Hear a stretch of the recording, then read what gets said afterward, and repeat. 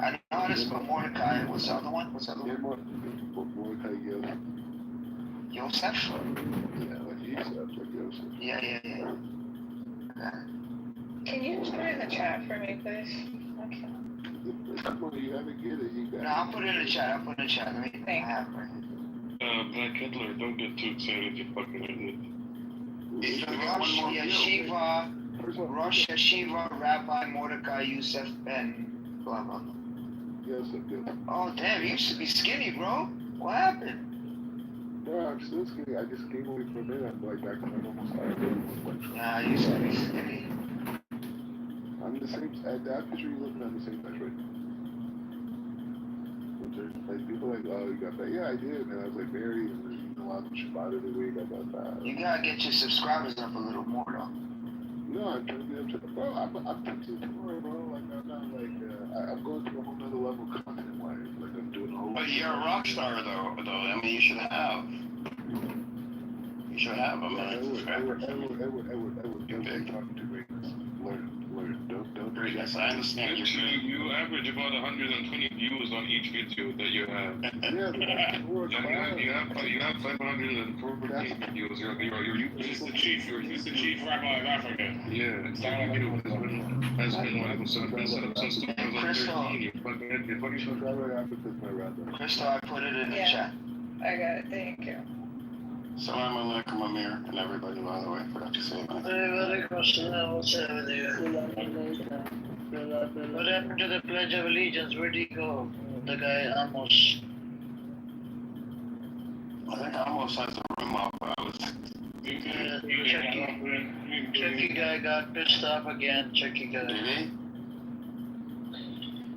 No, I think apparently, he started to question me if he's a Muslim because he follows this and that. I'm like, no, from Muslim paradigm, it's not. And then I asked him, why do you ask me Islamic questions when you can't answer any question? We were in another room yesterday. Could not answer any question related to his religion. You know, and then he would tell me, and why do you come in here and ask me questions? He could not or he would not? He would not. He knows about the religion, but he would not. Teddy, you know that guy, the brother John? Yeah, but he said both. I asked him when he was looking into religion, what was it that appealed to him about Judaism and what did he not like about Islam? And he said I'm not allowed to comment on such things. I remember that. I think I was in the room when he said that. No, not about that, Teddy. It's about the. I'm saying, Brother Johnny. You're not allowed to say. Brother Johnny asked you about other. Brother Johnny asked him about other stuff. He chose not to answer the question. He changed the topic directly into cooking. What do you make from You're missing what Mazin said. Is he not allowed or is he choosing not to? No, he's choosing not to. He's choosing not to. He knows about it. He's not allowed to comment on such things. He's lying. But today he literally said about the Islam part. If you're not allowed to comment on why is not allowed? Why is not allowed? No, it's a bullshit. That's a bullshit. That's cap.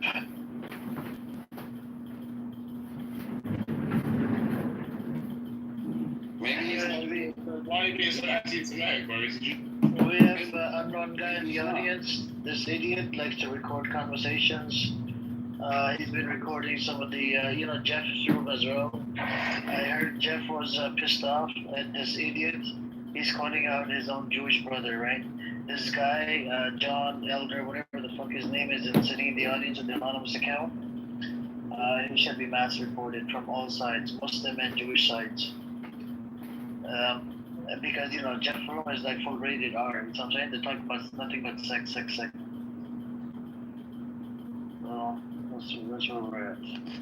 Yo, Habibi, I just saw what you just put up. He's so stupid, man. He is so stupid. I cannot. Yo, Black Rabbi, why are you calling yourself an ex-Muslim? Why, bro? Stop it. Stop. You couldn't even recite the Fatiha when we asked you last time. How do you lead people in prayer if you can't recite the Fatiha, the most basic thing? You said you led people in prayer in Mecca. You have to know the Fatiha. Yes. So you couldn't recite it. Bro, just ask him what the first pillar of Islam is. You make it Ask him easier. any of the pillars of Islam. What's the first? Come on now, the first pillar. Come on. How'd you guys find? What's the Shahada, bro? You forgot that. No, that's really. What you post on the internet like Hitler stays on the internet, buddy. Shut up, dude. I'm discovering. Bro, I want to ask you something. Black Robert, how many? What's up with you, Adam? Welcome. Adam, he already failed that last time. We got him on the rakats. That was very easy. How many rakats do we do? How many rakats are you do, bro? What are you talking about? Yeah. How many rakats do we do, bro? That doesn't make no sense. MashaAllah. No, because we got him last time. That he remembers that, Adam. You gotta be slicker now. Remember that? Okay. Yeah, you gotta be slick. So what about that? Okay. In Fajr, there's 2 rakats. Is that better? Bro, we did this with you already. You're just remembering what we taught Bro, what are you talking about, bro? What are you talking about, bro? We grew up, bro. You know what's great? You know what's great about this?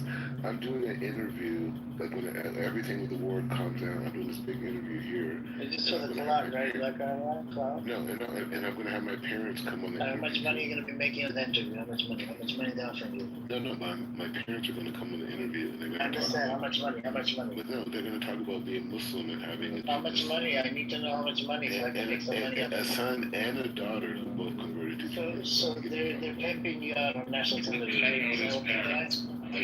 So they're using your sister as well, Black Panther? They're pimping you out, right? So he's been saying that same rhetoric for like 10 years now. A global hijab. Shut the fuck up. Why were you skinnier?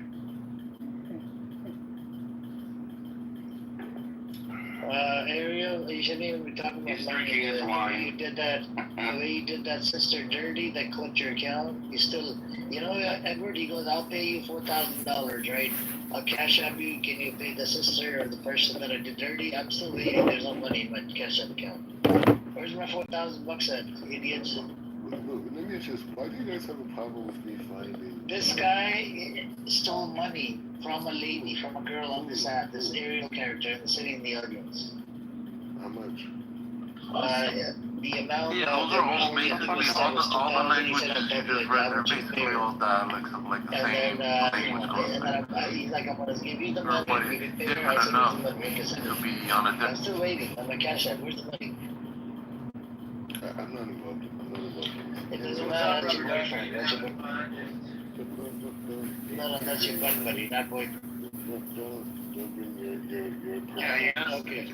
he has described you in great detail, more than what we want to know. He watched you urinate, man. What do you want? He watched you urinate on the side of the road. Are you talking about her He yellow? did. Yeah, he Yeah. did. He said it in me and there was a whole bunch of people in the room. He ripped you apart about that white chick that you guys were fighting over. Oh, they were fighting over a girl? Yeah.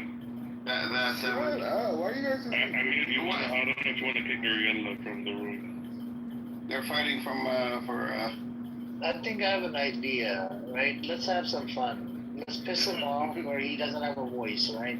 So Ariel did that woman dirty, right? He pissed her off, and she's got it suspended on the first account. Second account did the same shit, right? He keeps on stealing the money, right? Keeps on stealing the money from women. Does not want to pay them back, and this is his third account. Like, what an idiot this guy is. I think Black Rabbi. Psychopath. I mean, maybe Ariel and Black Rabbi should make up right now, in the room right You here. mean make up and kiss? Well, I mean, I don't want to go that far. Kiss on the cheeks or like kiss somewhere else? They're actually competing with each other in this way. Should I bring him up, Black Rabbi, kiss on the cheeks? Wait, why are we competing? Because you're both like brainwashed and you're both being used for entertainment purposes. So one of you has to. No, but And Ariel says he's more successful than you.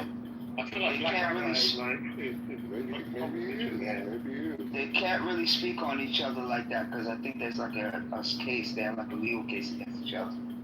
Oh, yeah. I'm saying, why can't I just be myself? Why can't I be? Would you consider yourself more superior than Ariel? No, why would I? Was Black Rabbi in the other room? He was defending you. As I was questioning your, evidence, right? I asked you for the evidence. He kept on interrupting. He was kept on defending you. What's up with that? He's really in love with you. Amir, I just. And you're looking a little bit, you've had the restraining order on. Well, Amir, the thing is, you guys are using these white supremacist tactics where you take vulnerable black people. I'm not right. I cannot use white supremacy. Who's vulnerable? And you want them to fight against each other. Who's vulnerable, Black Rabbi? No, you guys already did that, Black Rabbi. We don't have to do it. I know, because we were incited. We were incited by you guys. You were inside each other? I didn't know that. You did it over again. Hey, yo, come on, guys.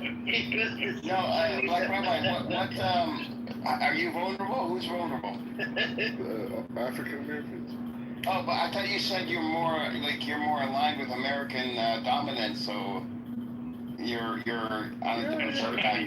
You're more of a citizen than I am, and so how are you vulnerable? Black Rabbi, I do want to tell you one thing. I'll let you respond to him. The funny part is that you guys fought over a girl, and then she dumped both your bum asses. That's the funnier part about this whole situation.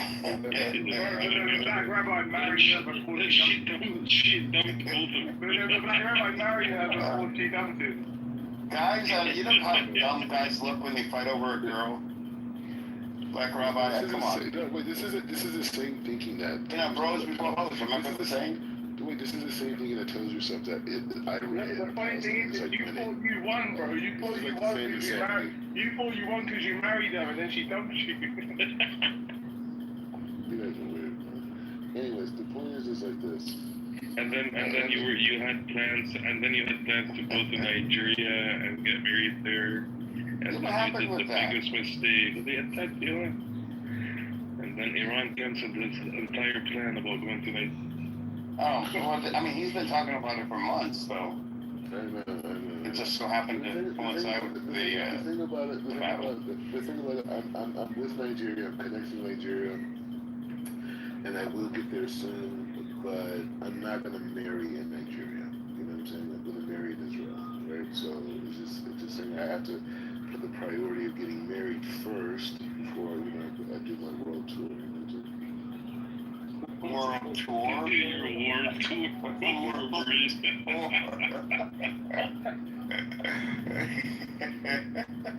I think this is how the famous person applies economy.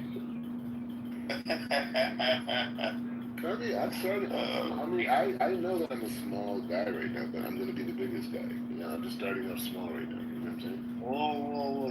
You're a small one and he's a big. You know what I'm saying? I'm small.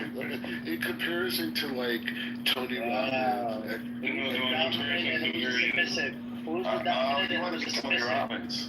I want that market share. I want to be that self-help. Ariel's dominant or you're dominant? Stop it, trying to make black Black Rabbi, Ariel has more views on Instagram and YouTube than you do. Not for the good things, but he still has more views. And he's the dumbest person I've ever seen on screen. I'm not competing. That's okay, you can laugh at him. Black Rabbi, the problem here is Tony Robbins does know what he's talking about. Like he does impart information that is useful. I'm way smarter than Tony Robbins. Then how come he's a multi-millionaire and you're not? How come people want to hear him and see him and learn from him and not you? Everybody who's been exposed to him is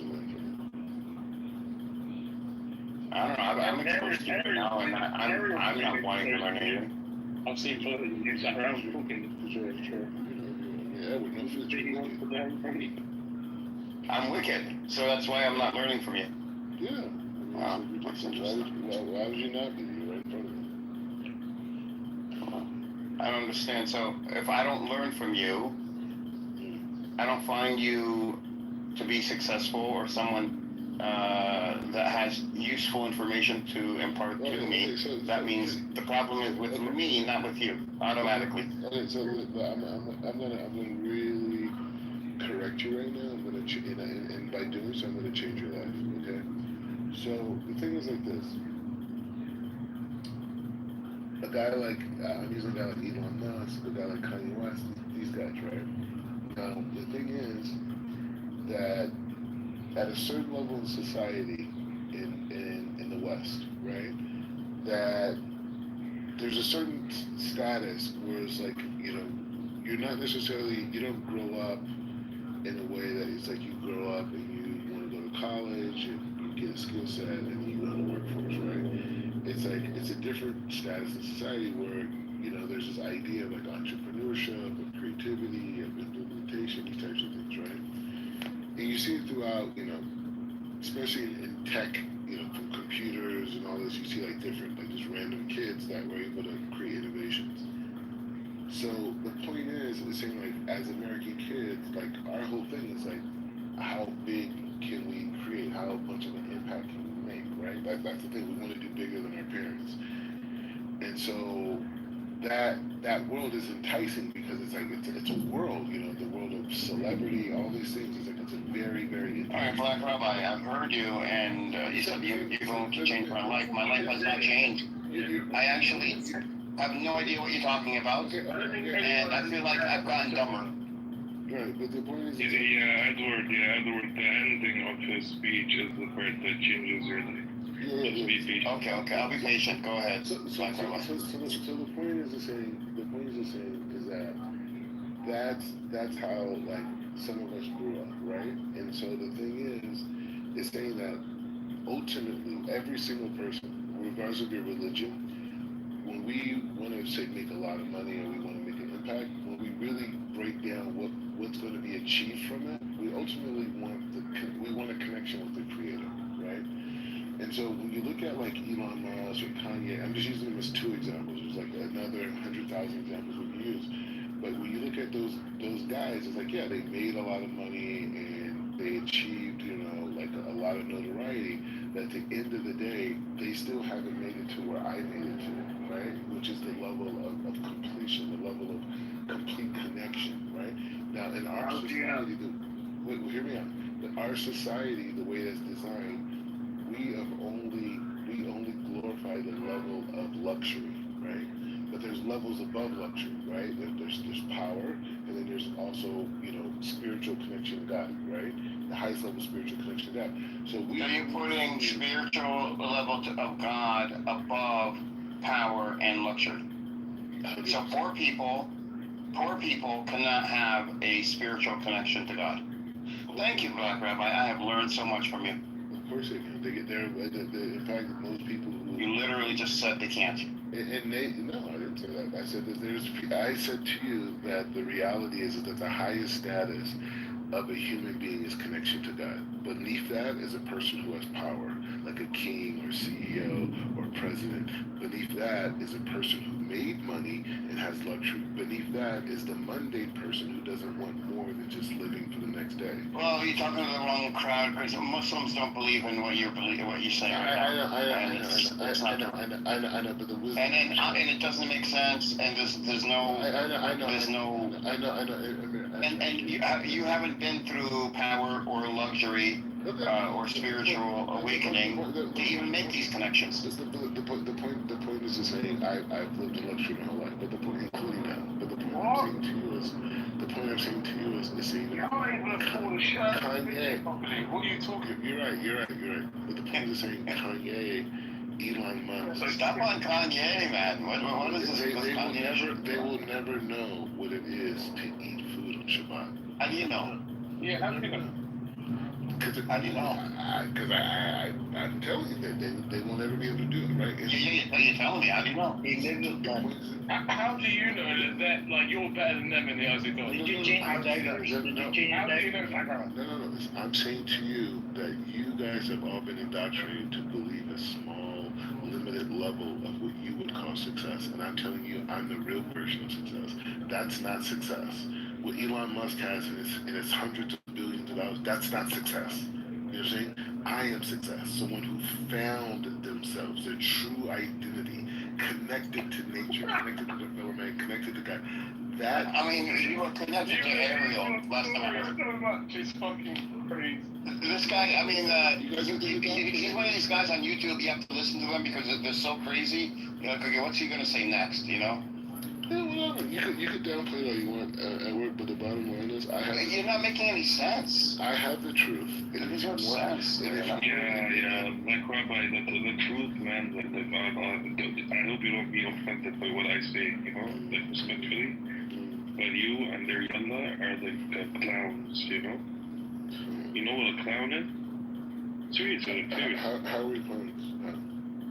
This is jokes, bro. Like, you know, when you talk, everybody laughs. You know what I mean?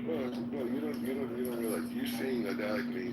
No. You're seeing a guy like Ariel. You know, I don't get along with Ariel, right? Like, I'm not speaking. I'm saying to you. He followed you. He defended you in the previous room. That's fine. That's fine. Just let me make this point. The bottom line is, you guys are both witnessing two African Americans actively involved in foreign No, policy. he loves you. That's. You're not listening. You're saying two African Americans actively involved in foreign policy. You think it stops with us? That you're the leader. You said you're the leader of the Black African American. No, I'm leader. I'm a leader. And listen, let me finish your fucking thought. And then you said that only. And then you said to me, black people that you're with. You know how many rooms on here he went into, like black rooms, and they went sideways when they heard him talk? They called him, what they called you?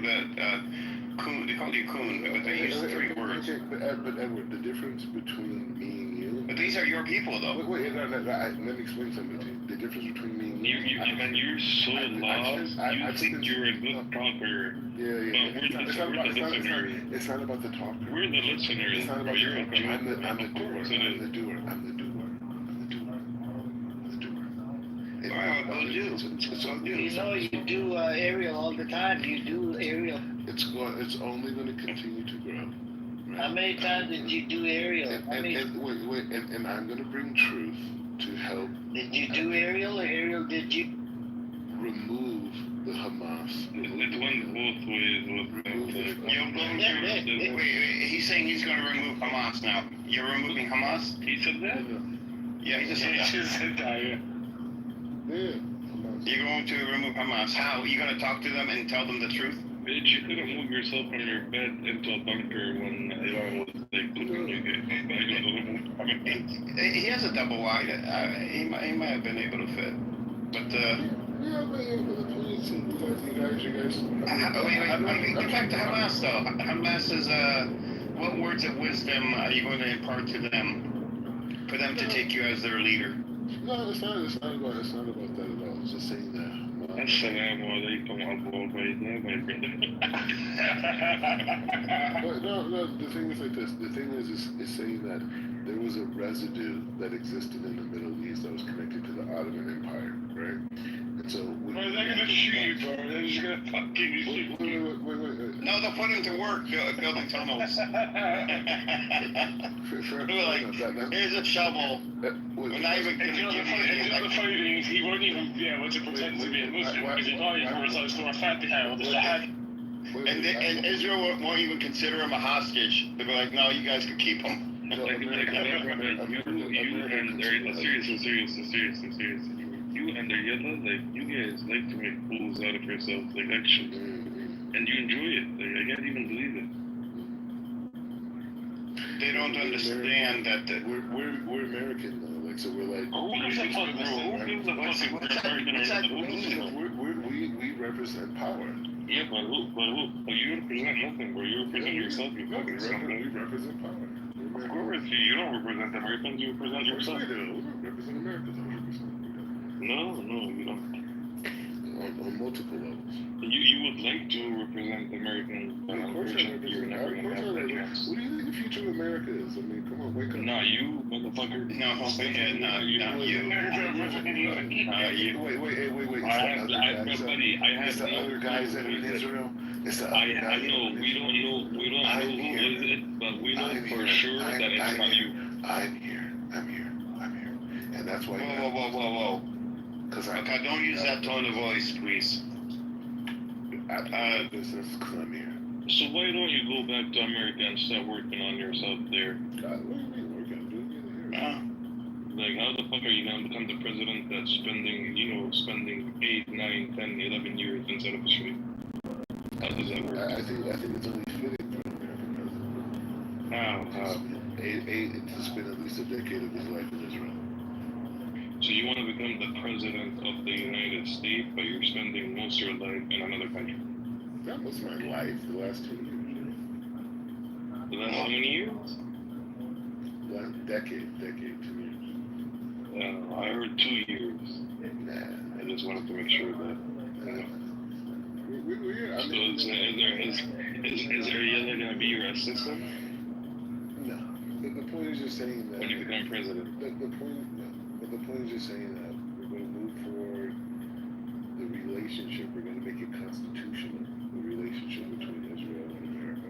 You're using words, but they don't mean anything. There's no concepts behind your words. There's no objective behind what you're saying, anything at all. Robert, what do you think about this new New Yorker mayor that said he would arrest Netanyahu if he ever goes to New York? Good. I like it. Oh, you like it? You support it? Yeah, I think number one, he's going to fail. But two, the most important thing is saying that it shows how much of a great democracy America is, right? And as we're bombing that part of the world, hey, somebody from the nation. Is it not surprising to you that a Muslim man in New York is the one who won? I mean, you think about it. You got to think about it in this frame. Like when Black Lives Matters happened, there was I think there was 4 congressional representatives that were elected on that momentum. The same thing you see here by the whole backlash to Trump and the stopping of protests in Colombia. So this is just a backlash, but it's nice. So it's not shocking to you that a Muslim man inside of New York won? No. Between all the Jews that live there? No. Interesting. Yeah, I mean, I'm just saying because the point is saying we have to completely subdue intellectually the Middle East. So when they see that affects you have to subdue intellectually the Middle East. Yeah. So what does this mean? So what it means is like when they see an image of a Muslim guy winning New York, it makes them believe in America more. It makes them want to be a part of it. Wait, he said subdue the intellect of the Middle East. Yeah. Subdue the intellect.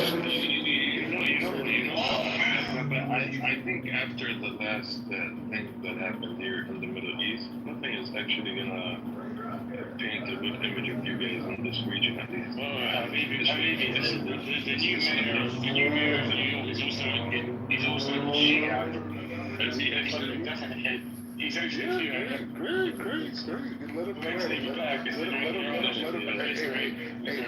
Let all the cameras in America be there when he's elected, and he could put his prayer out, and he could do a salat. He could do a salat. No, it changes. It sells America.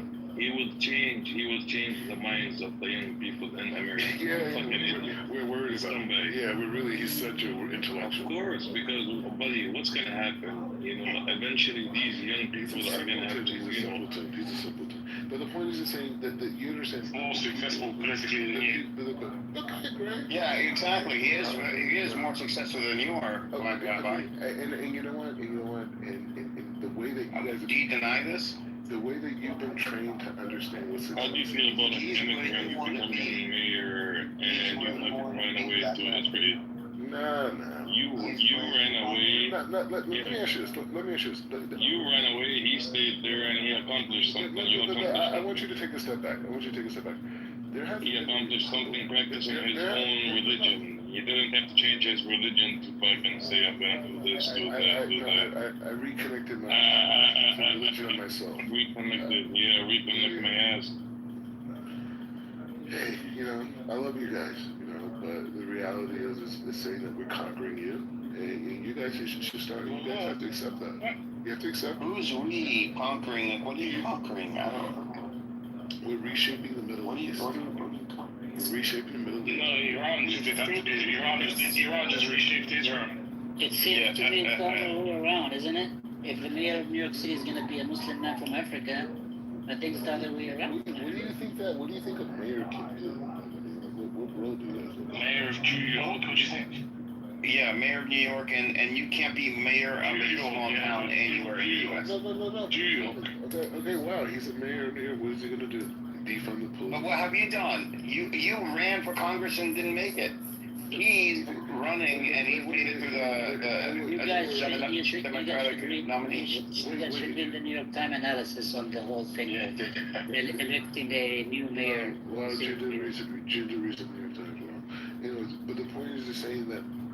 What tickets are Black Robber, you didn't make it. You got me $252,500. Okay, but I'm saying You took the $2,500 to go to Israel, you fucking idiot. That's what you did. 10,000 votes. That's what you got. 10,000 votes. Do you think I was supposed to? That's nothing. And yet this guy's a simpleton, and you're the smart one. He's a simpleton. He's accomplished more than you have. No, yeah, you guys, because you have a limited perspective of what accomplished. Okay, Black Robber, politically speaking, how are you more successful than him? It's not politically. It's a. No, I'm asking you because we're talking about politics. How are you more successful than him? It's not about politics. It's about life. So spiritually, you're saying spiritually you're more successful? What I'm saying is that everything that you want to do, like everything you want to accomplish in life, the root of that accomplishment is connected to that. Right? So who's more successful, you or him? Me. Wow. Politically speaking. Because no, How are you gonna do that? Because I'm able to connect my actions to God's will. He's not. Okay, how do you know his actions? You spent most of your life hopping from one religion to another. What the fuck are you talking about? How do you know his relationship with God? I'm just saying he's a simpleton. Yeah, you're saying, You're but how do you know? his faith. You don't know his spirituality. You don't know how his connection with God. And you said actions, right? So his actions have proven that he's not a simpleton. You're the one who brought up actions as a metric. I'm telling you that I'm saying this is all to make Qatar happy. It's all politics, bro. But he's accomplished. Hold on. So it is politics in the Black Robber. So he's more successful than you.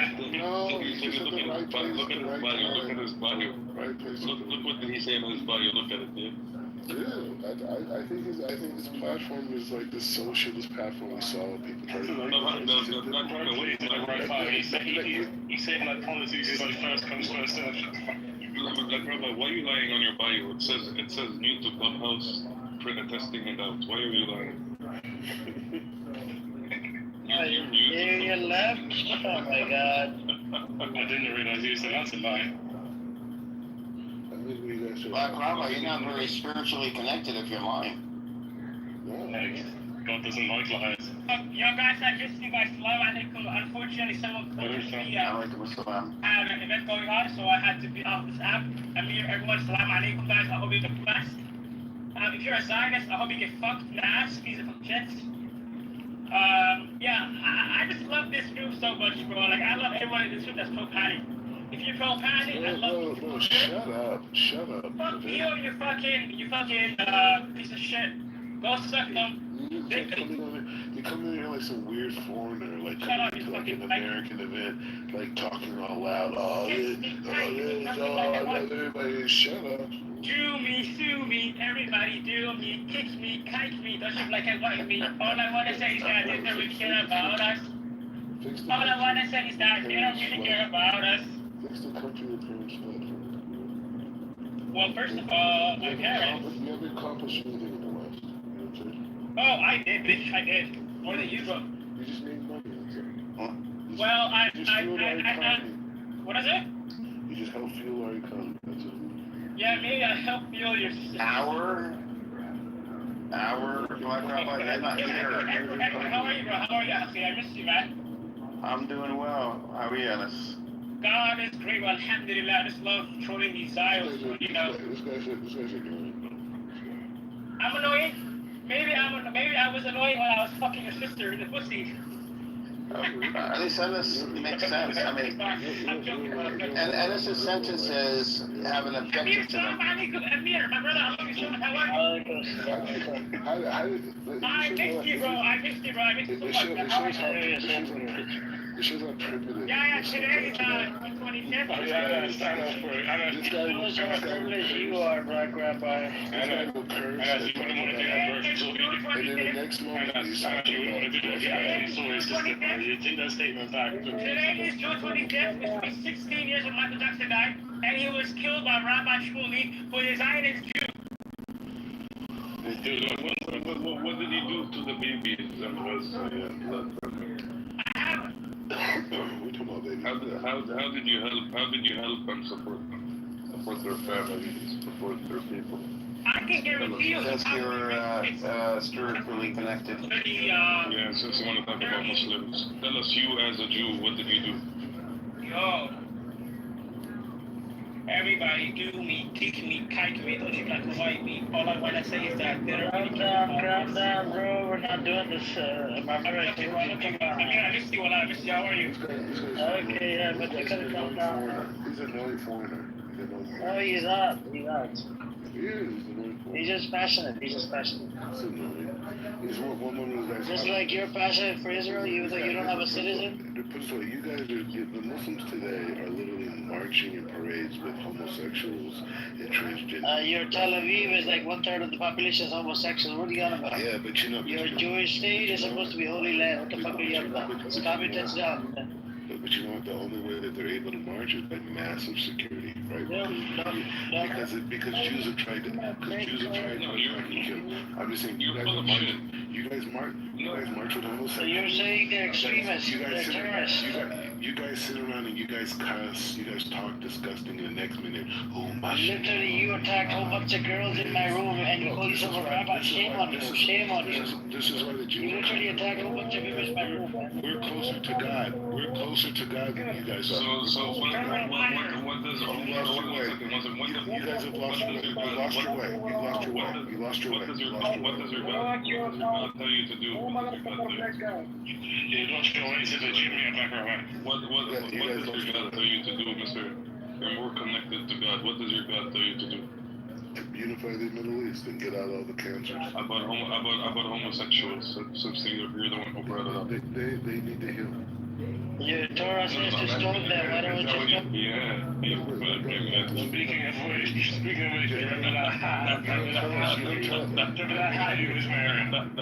don't tell us what does it say? Yes, I do. I have the right to tell you. I do. You sit and learn from a Jew. Sit and learn. It's in your book. It's in your book. Your book says that. Your God says that. You guys sit and learn. Your book says that. And if you guys learn, you change everything in your book. If you guys learn from Jews, you guys will be at a moral standing that God will be standing with. So what does the Torah say about it? You're not you guys are marching with LGBTQ. So what does the Torah say about it? Do you think God is with you? Tell us. Don't run away. Tell us what does the Torah say? You guys, you know God's not with you. What does the Torah say? Just tell us. What does the Torah say? You guys have morally and ethically sold each other. So, Jahash, what does the Torah say about homosexuals? I mean, what do you mean? Can you tell us? So what does the Torah say? You shouldn't do it. Okay, what verse is that? I don't know, it's in Leviticus. So if you shouldn't do it, then why the hell do you have a lot of homosexuals running around inside Israel? Because they were non-Jews. Okay. So you have non-Jews that created the state. No, I'm saying non-Jews were the ones who taught Jews that. I think Theodore Herzl, wasn't he like homosexual? Black Rabbi, I wouldn't be surprised if you were homosexual, you fucking scumbag son of a bitch. I actually wouldn't be surprised. Why not? Why would you be surprised? I wouldn't. I said I wouldn't be surprised. You can change you can change everything that the Torah says, you know? You can do that in your religion. He's just saying, I'm just looking Because I think that's the only key man to take you seriously. So you must be careful. I'm saying this as a person who made Hajj. All I'm saying is, you guys. I'm asking you for the verse. You guys couldn't even guide me to the verse. Guide me to the verse. I want to learn about the Torah. Amir, look how you guys talk. You guys are not righteous. Guide me to the verse. Guide me to the verse. Did you ever see yourself talk how you disrespect women? Did you ever see yourself?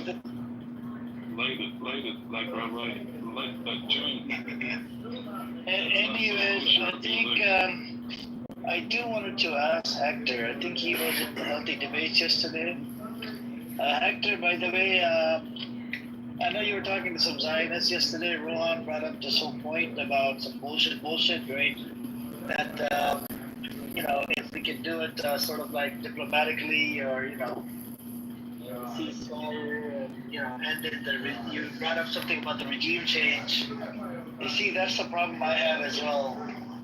Why would America wants to do a regime change in a country that America doesn't have power over? Like, what do you care what the regime they have in there?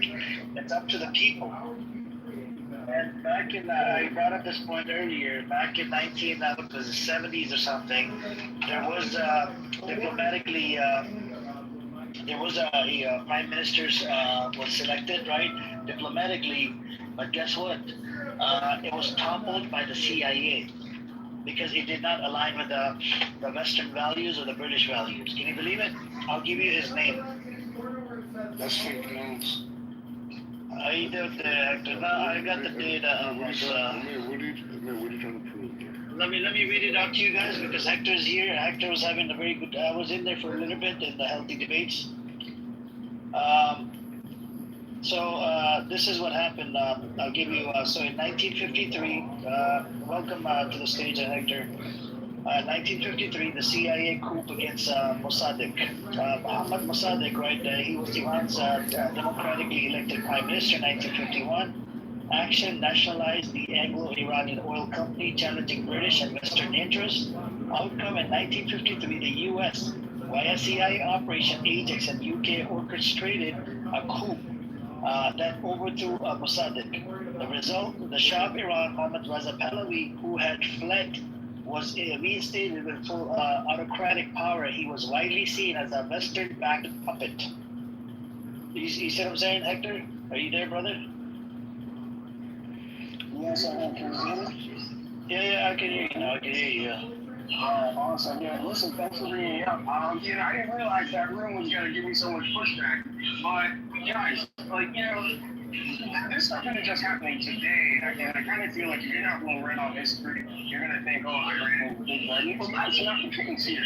We definitely, we overthrew their government, right? And now the chickens are coming off the roots. And for them to say, we need to get rid of these people like dogs, it just kind of tells you where the mindset is at. And we have to get back to a diplomatic solution. So, I was surprised. I was really surprised. No, I just don't get it. Look, this so-called war, they lost it, right? So that guy Rohan from Australia, he wouldn't believe it. His daughter is actually pro-Pali. She raised funds and she does a lot of stuff. She's a Palestinian activist, right? But him, I don't know if he's changing his narrative. JB is slowly starting to change, but he got butthurt by me a couple of days ago in this room. He's like, okay, I'm not going to talk to you anymore, and then he leaves, and then he opens his own room. My whole problem is this so-called war that was started by the Zionist entity, which is Israel. They pretty much started the war, and Netanyahu cried out because, they were they didn't know Iran would target them in such a bad manner because they have ballistic missiles, hypersonic missiles, right? And Trump comes out. Trump is like, okay, we're going to put on a show. Like 2 days or 3 days prior to it, I'm sure you've seen the intelligence report. They literally moved a whole bunch of uranium and everything, out of their facility into an unknown location. They move records. No, not records. According to the intelligence, they did move. No, there was a lot of activity with trucks. I saw it. We saw it. Yeah. And, the satellite. So what I'm saying is the satellite images that came out, they were from the outside. All right, so they could not see what happened inside those. You're saying inside? Okay, fine. Yeah. So they moved it right to a different side of the mountain or whatever they did, and IAEA apparently leaked out the names of the Iranian nuclear scientists. That's how they were able. Hang on, Black Rabbi, you gotta stop interrupting, man. So IAEA apparently released the Iranian nuclear scientists' names to the Zionist entity in America. That's how they were able to assassinate like 14 to 16 of them.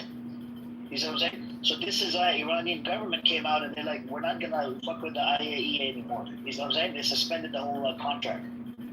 And at the same time, I forgot to tell you, you didn't raise a question about why is Israel not allowing the inspections, the nuclear. I forgot to ask you to, why didn't you ask them that, Hector? You would have triggered the shit out of them. Amir, common sense, I'm just saying this is a common sense point based on what you just said. A common sense point would say, like, to say hypothetically, like if Iran really had nuclear capabilities still, they would be telling everybody that they don't have nuclear capabilities. Like, wow, you know, they came, they destroyed everything, blah, blah, blah, blah.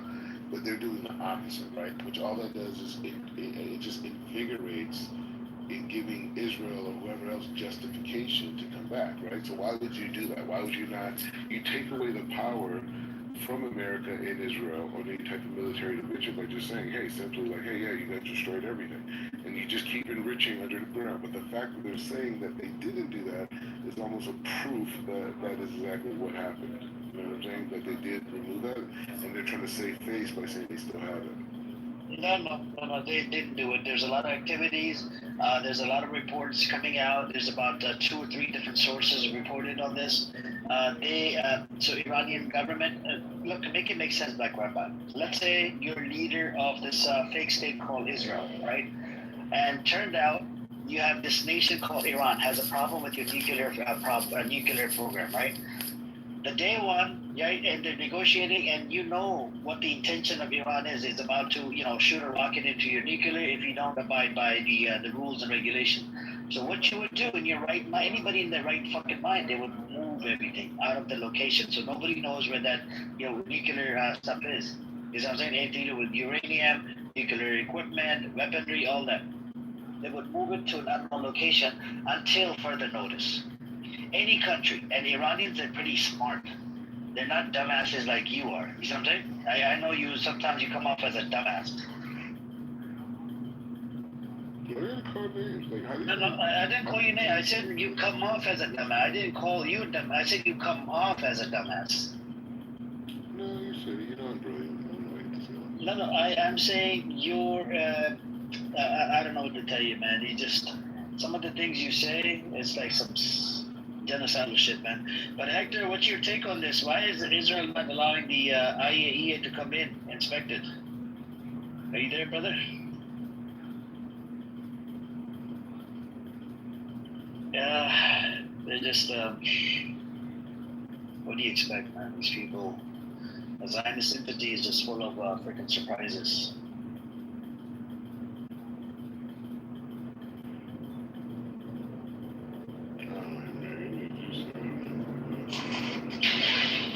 Hello, you can hear me? Yeah, now I can hear you. Hello? Yeah, I can hear you. Yeah, no, listen, I think it's total BS, right? Because, see, what we got to get clear on is we're going to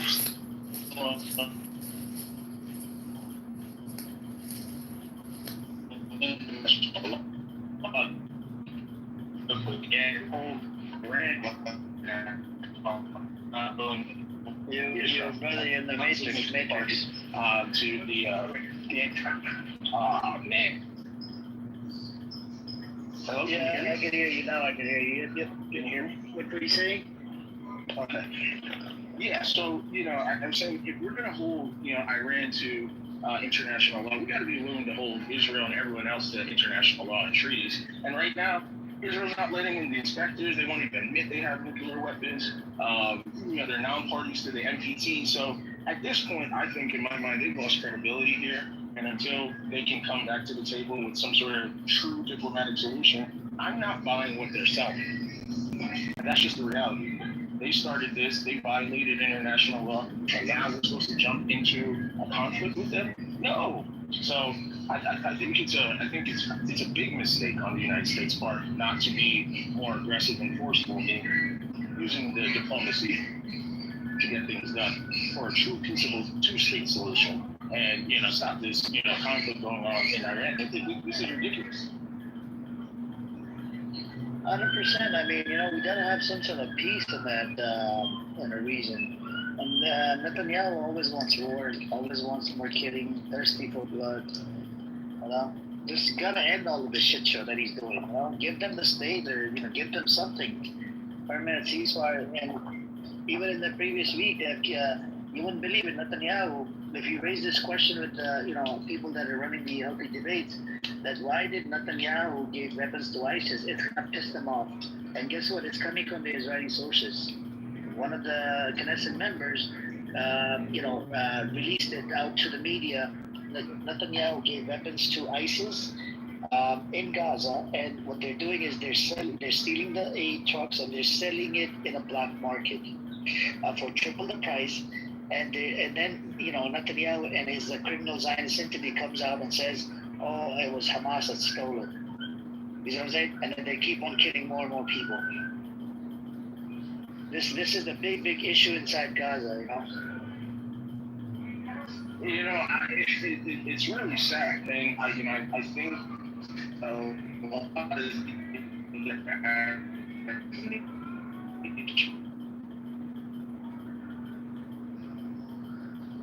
you're in the matrix. why is America have such bad insight? Are you in New York, brother? New York internet is sucks, man.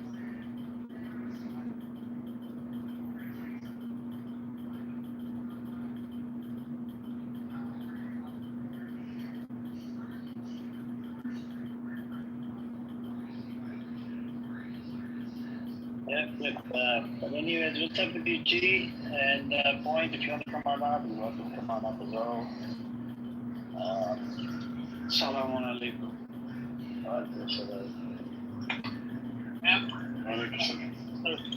So G, in the Zionist spaces, they were, they're saying this type of bullshit, If you go to the Healthy Debate Club or any of the Zionist spaces, you'll hear this type of bullshit. Yeah, I was hoping before I talk, Black Rabbi doesn't leave the room, but as usual, he knows the situation is extremely bad over there, and he got nothing really to say except to hear the defeat and all those, like you said, the judgment day right there. It's pretty good title. It's for them to see what does it feel like bombing the other people, innocent people. Wasn't it enough? You bombed their building, their house. Now you're bombing their tent, killing. I mean, they thought they can easily get away with it, all this. Murdering, getting protected by another genocidal of the big Satan, which is America, always veto it at the UN, and backing them up, and the rest of the SIO in the NATO members, they always can send them more weapons, technology, defense system, to back them to continue with this murder, despite all these national countries in that UN. 5 veto at the UN happened by the snake of America, the devil of America did it.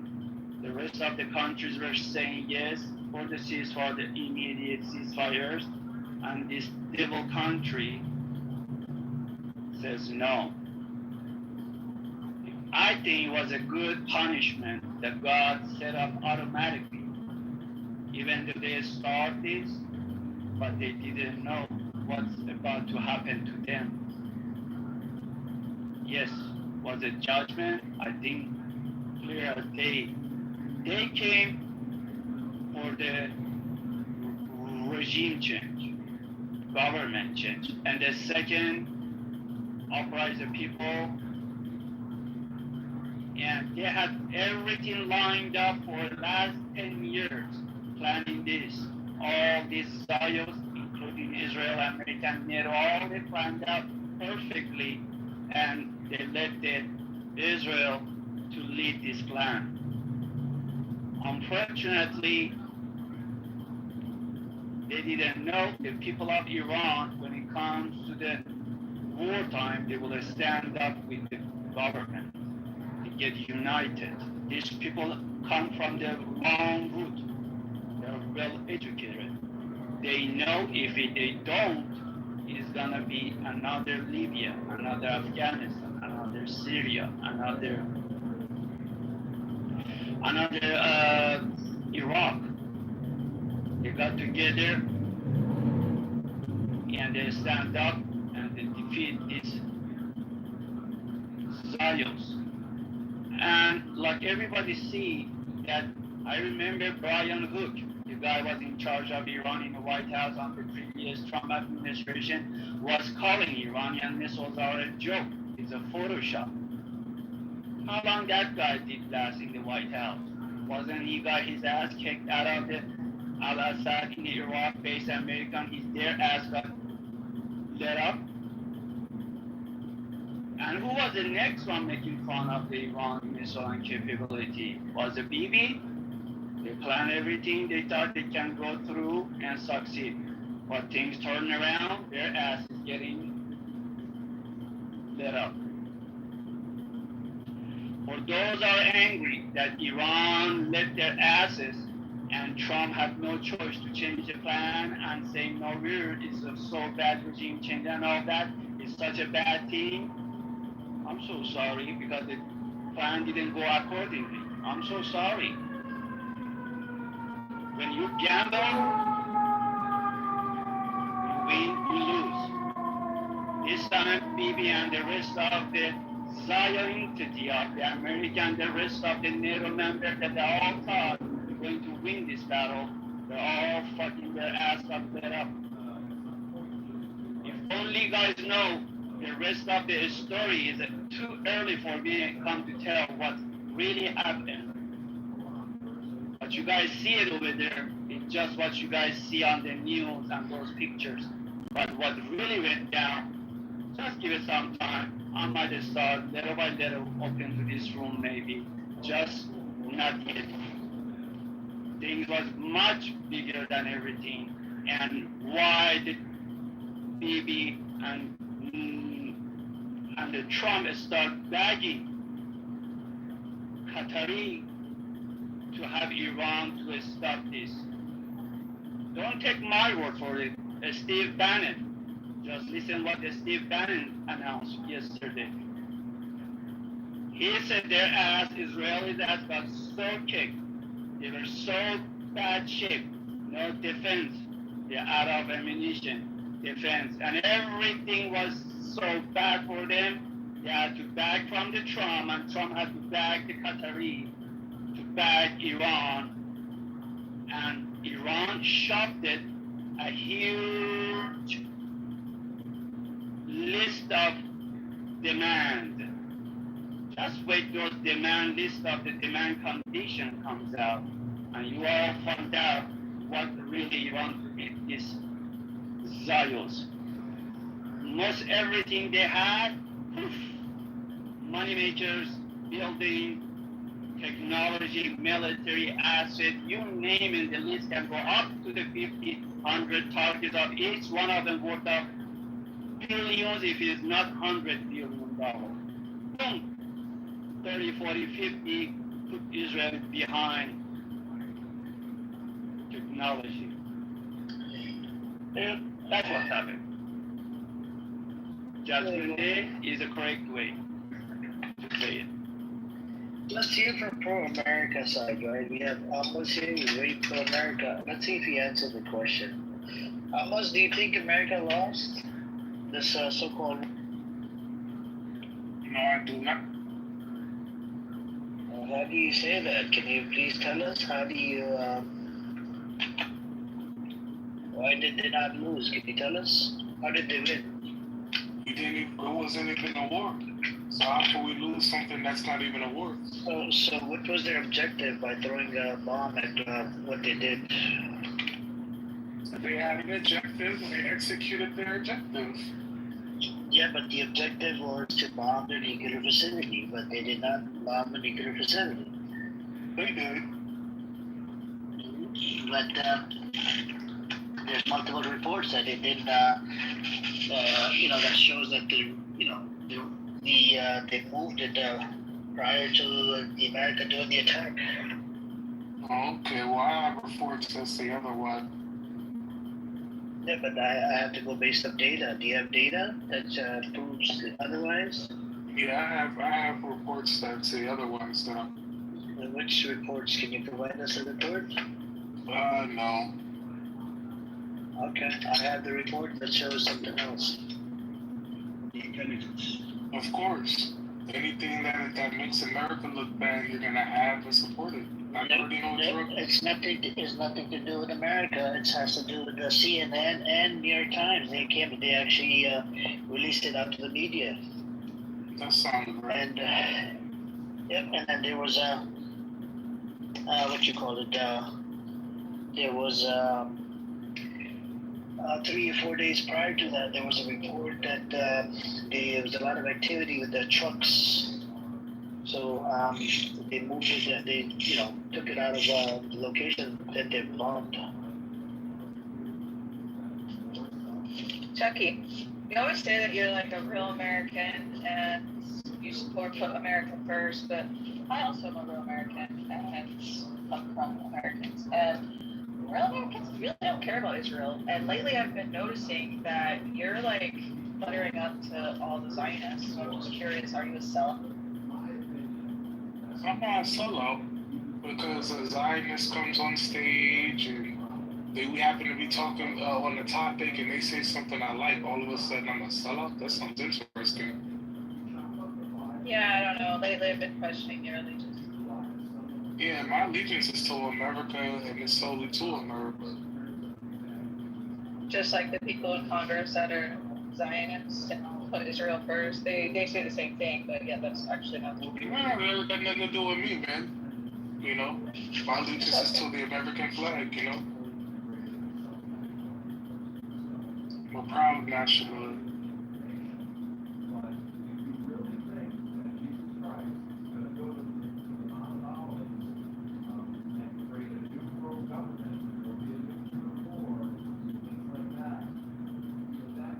No more questions, Crystal?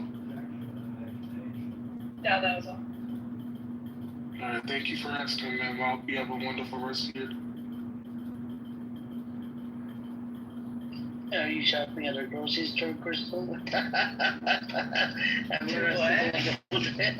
Are you shopping at a grocery store? You don't get to hear that after they bag your shit, bag the stuff out. They're like, have a rest of the whole day. Crystal. I'm not or anything, but like, when people say that they're like for America and all that stuff, it's confusing nowadays because so many people are actually like for Israel, right? But like real, like Americans, like the real people, not the government, they don't really care about Israel, right? They really put America first. And I don't know, I was just making sure that you were.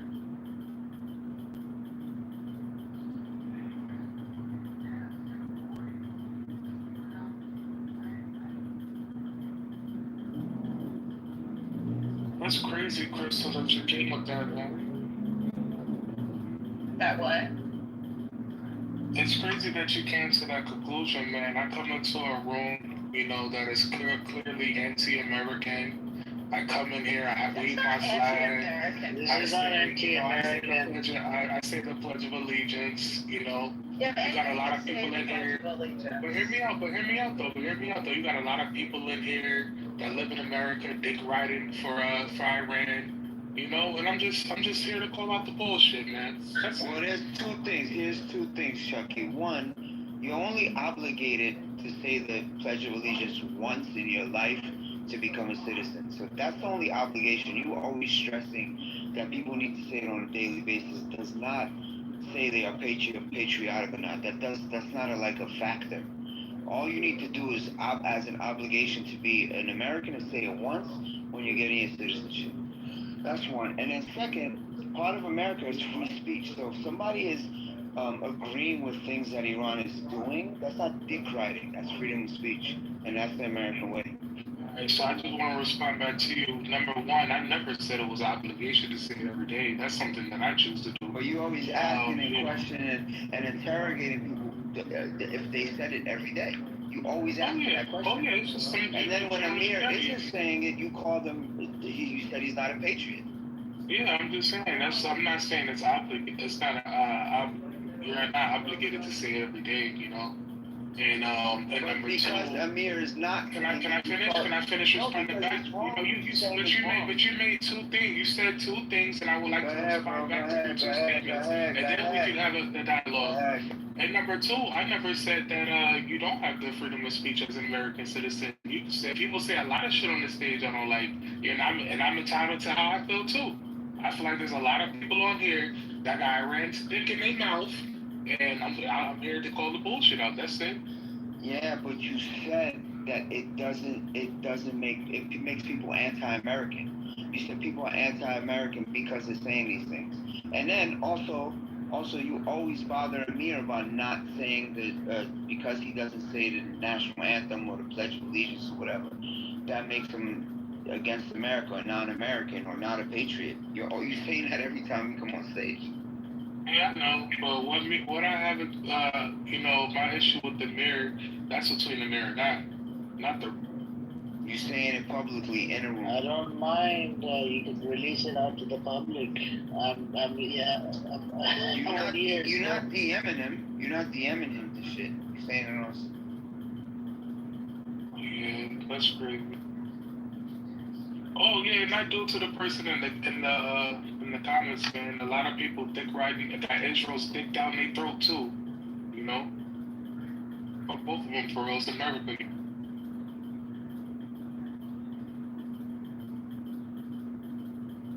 There's the American government.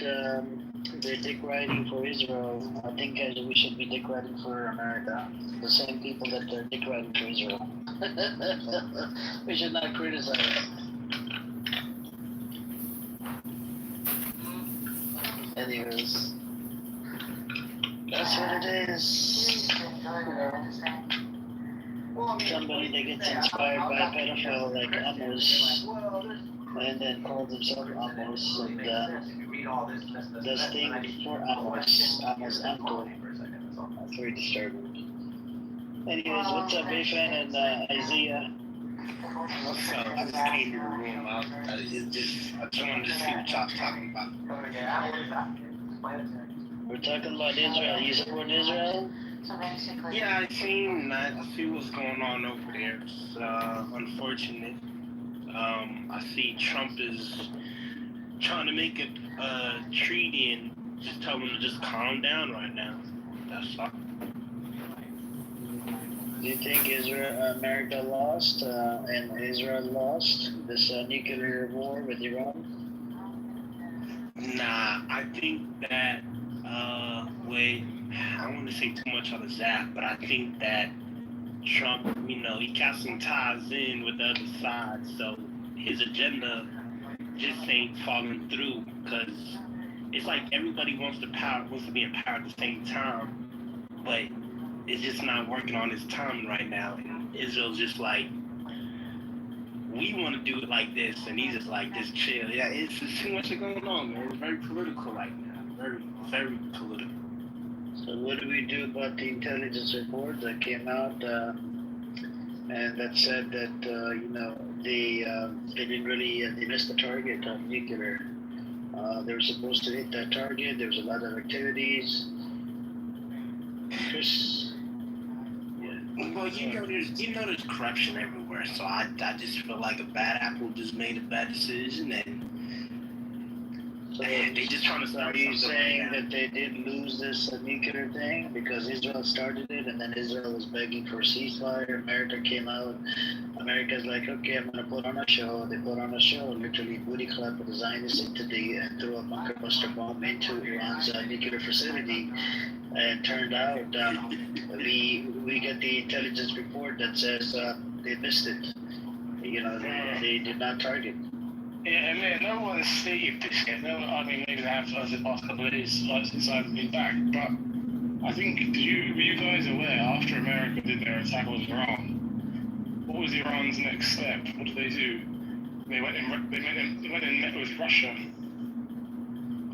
and then they attacked the naval base. Then they attacked the military base, and then the ceasefire happened. So I think Russia's got something to do with it, because why would Iran immediately go and have a meeting with Russia after America's attacked? Well, here's the thing. I think that's why Trump had to tell Israel to chill out, because Trump tied in with the Russians now.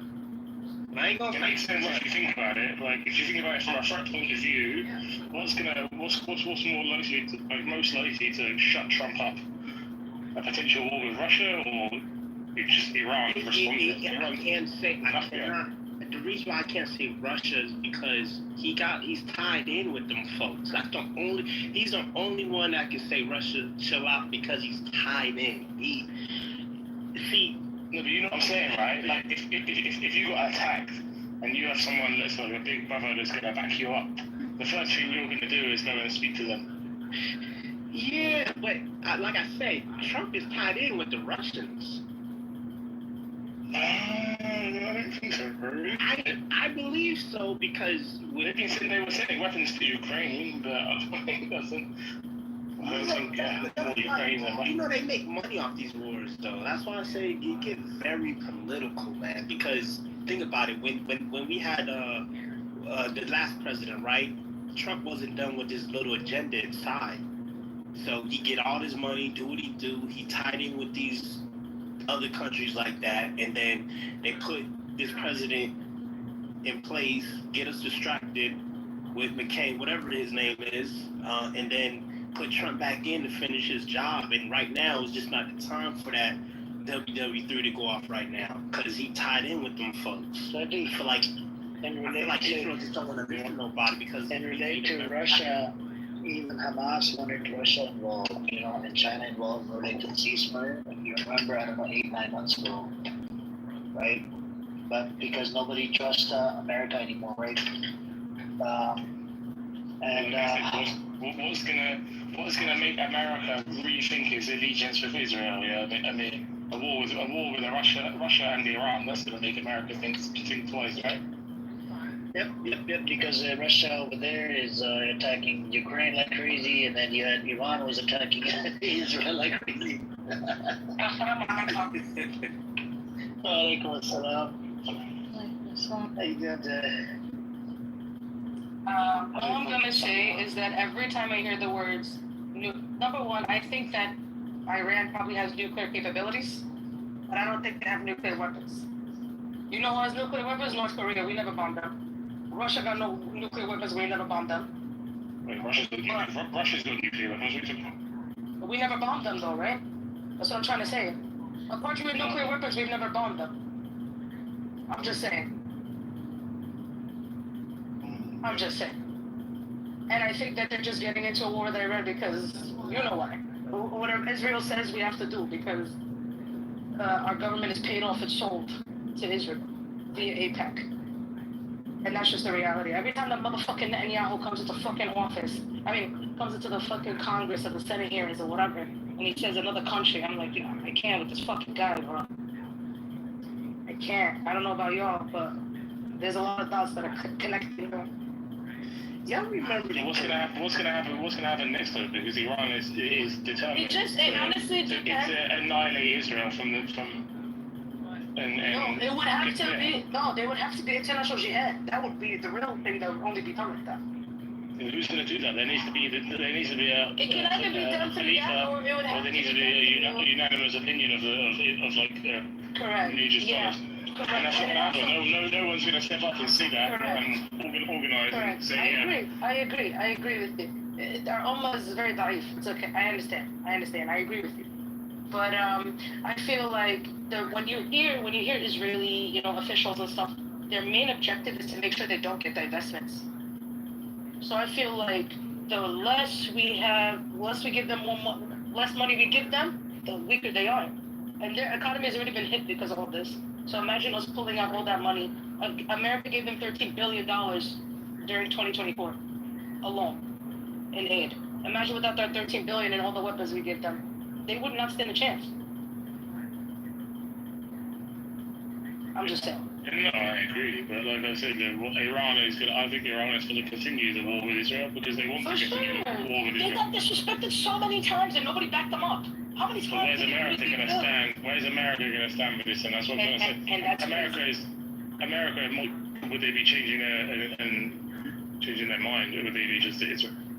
Yeah, it has because to. Iran has They just didn't expect Gen Z to read. You know what I'm saying? They didn't expect. The biggest thing that the Zionist machine here in America didn't expect was for Gen Z to be informed. They were watching everything else. The educated black man. Educated Arabs, these Arabs with power. They were watching everything else, but they never expected Gen Z to be informed and actually into politics. And that's what's gonna kill them. That billions of dollars they spent creating this propaganda machine for decades is slowly melting. I want to see, right? Listen, do you know what I want to see? Everyone in America has been like, regime change in Iran, change the regime, get rid of the IRGC. But now I want America to be like, okay, let's change the government in Israel because it's not benefiting us anymore. Let's get rid of Netanyahu. Let's stop the occupation of Gaza. I agree with you. And I think that's more likely to happen. I mean, I hope so, but that would take like the ego of Donald Trump to be burnt to a different level. You know what I mean? I mean, he said fuck Netanyahu. They didn't fuck Israel. He said they don't know what the fuck they're doing. That's what he said today. Yeah, exactly. So I mean, I'm pretty sure he's I mean, look at his history. He's a businessman. The Apprentice, right? Hire and fire, and I think Netanyahu is done. So I think America could just get rid of him. Hey Teddy. So my question is, right? Do you think that, quote unquote, there is going to be a time when all these motherfuckers say, fuck it, we all just going to go to war? Do you think it's going to... When it comes to their seat. Yeah, okay. Me as a Muslim, if it was allowed, I would be that now. You think it's going to be happening now? About maybe this year, end of this year? And I think a big population of the Muslim world would as well, all adult age fighting males. It becomes, once there's like a unanimous agreement on the major organized scholars, then it becomes mandatory, I'm pretty sure. They have to. Yeah, we'd all have to. All Muslims would have to be called men first, but if they needed women, I'll go. I've been doing shulans for a minute, bro. Obviously, there's exemptions, do you know what I'm saying? But obviously. But to die Shaheed is fire. Let's talk about it. Yeah. Are y'all in America? I'm from Brooklyn, born and bred. How you doing? Can't look at that made me laugh, shit. Sorry. Did you guys see? Are you serious, Misha? Can you show that link? Sorry, wait, fine. So sorry. No name. Crystal apparently got pissed off. Who else? The pro-America Chucky? Yeah. You guys are too harsh on him, man. Come on. I wasn't trying to attack him, but he's been, lately, I don't know, all up in there, Yeah, he's all up in, he's got Donald Trump's dick in his mouth, man. Let me ask that something, right? For Gen Z, right? Do you think now is a great time to join the military? They're that fucking desperate? Nah, bro. They still live with their moms, bro. They're Gucci right now. No, but I'm saying, like, if anyone's desperate in Gen Z, you think this is a great time to join the military? Maybe if you get them amped up enough, but then again, it goes back to the, do you remember the 2003, like, post 9/11? That propaganda was elite. That was a different type of propaganda machine. Americans was riled the fuck up. They saw like, recruitment go up like 80% or some shit like that. You know, it was the idea that, but now we're too informed. You know what I mean? Yeah. Do you know what I'm saying? Do you remember that time? Do you remember that propaganda was shoved down your throat? Do you remember that? 9/11, never forget. Everywhere. Everywhere. American flags with that sign on there. You don't remember this? Yeah, I remember that. And Islamophobia was at an all-time high. Trust me. I think they're gonna have a really hard time finding people to join the army.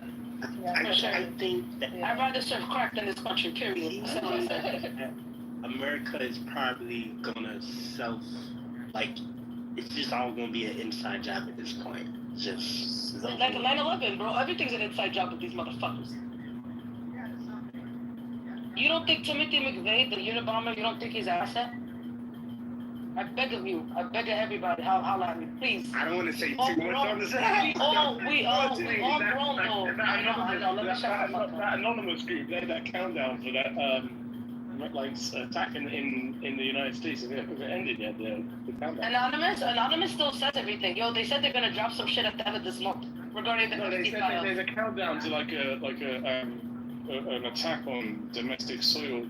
Correct. There's sleeper cells all over the place. He said, but it's not gonna be. But they said, do not believe the media.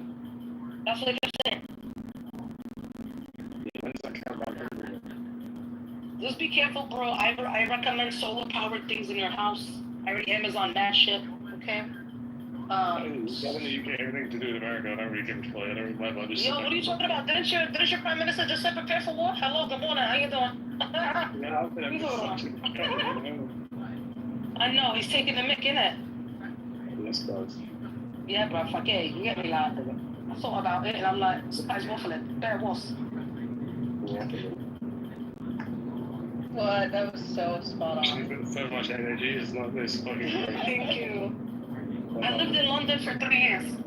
I did a master's over there. Yeah. What's your ethnicity? They definitely looking for you, Neymar. Egyptian and Moroccan.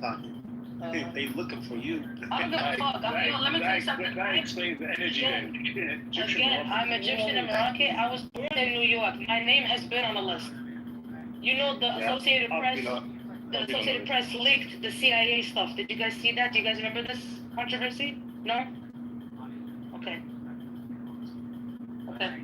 Yo, my family's part of it. I trust to be on Clubhouse and talk this shit. Like, because I'm innocent. No proven guilty, right? I'm innocent. They gonna run my fingerprints, Nathan. Nathan, they gonna find Nathan on me. I don't do nothing. Yeah, I didn't do anything either. Yeah, I'm innocent also. No, I am, bro. What are you talking about? Just come walk for fucking immigration. Like, what are they gonna do for? Out of here. What's your thoughts on the ICE situation? Can I tell you something? Yeah, go ahead. I worked in immigration for 15 years. Okay? 15 years I've been doing immigration. Most of my life, okay? And I'm telling you, like, it doesn't make any sense. Like, I have clients in ICE custody who shouldn't even be there. I got into an argument. I don't know, you guys don't join my rooms, but in another room I was talking about how I got to a fight with ICE counsel like 2 days ago. They had my girl didn't do nothing. Nathan, okay? She just sat in a car with her cousin who didn't have any papers, okay? So the cops pulled them over, took her cousin and her, both of them. She had everything solid documentation, real. They ran that shit, everything. And then when we asked ICE counsel and everything, they told us she's just collateral. Yeah. That's our tax dollars. That's our tax money being used for somebody to tell me she was collateral. She has never committed a crime in her life. She was brought here by her family at 9 years old. She don't know Mexico. She don't speak Spanish. Fuck ICE. She doesn't speak a lick of Spanish. She's like, so my crime is that I came here as a kid? How does that make sense? How does that make sense? Like, what the fuck is that? Craziness, y'all. Craziness. Make America great again. Only white people can walk without paper. I never voted for that fucking clown. Don't look like you. This is it. Only white people can walk without paper anymore. Yeah, that's right. Their paper. They're deporting all these Latinos, but bringing in white South Africans. Make America. Make America great again. That's exactly what they want. And one of the whites, somebody killed this fight is in jail already. Put on crack. Put on full armor. You didn't even finish the picture period. Good on, John. You didn't finish 90 days. Are you an atheist? That's crazy. That's crazy to me. No, I'm a Christian. But Jose, that finishes your yard work in less than 12 hours. He's your problem, right? Okay, got it. Does it have a You name? got it. You right. Does it have a name? You got it, Donald. Yeah, I come in my father's name. Okay, so it's a male. Now in US you can go vote without ID, but you cannot walk outside without ID. Is that right? It's a dude? Make it make sense. Hallelujah. Said hallelujah. Yeah, we got a whole city of Mexicans. Like an unknown gender. Oh, Yeah, that's sad, though. It's fucking sad.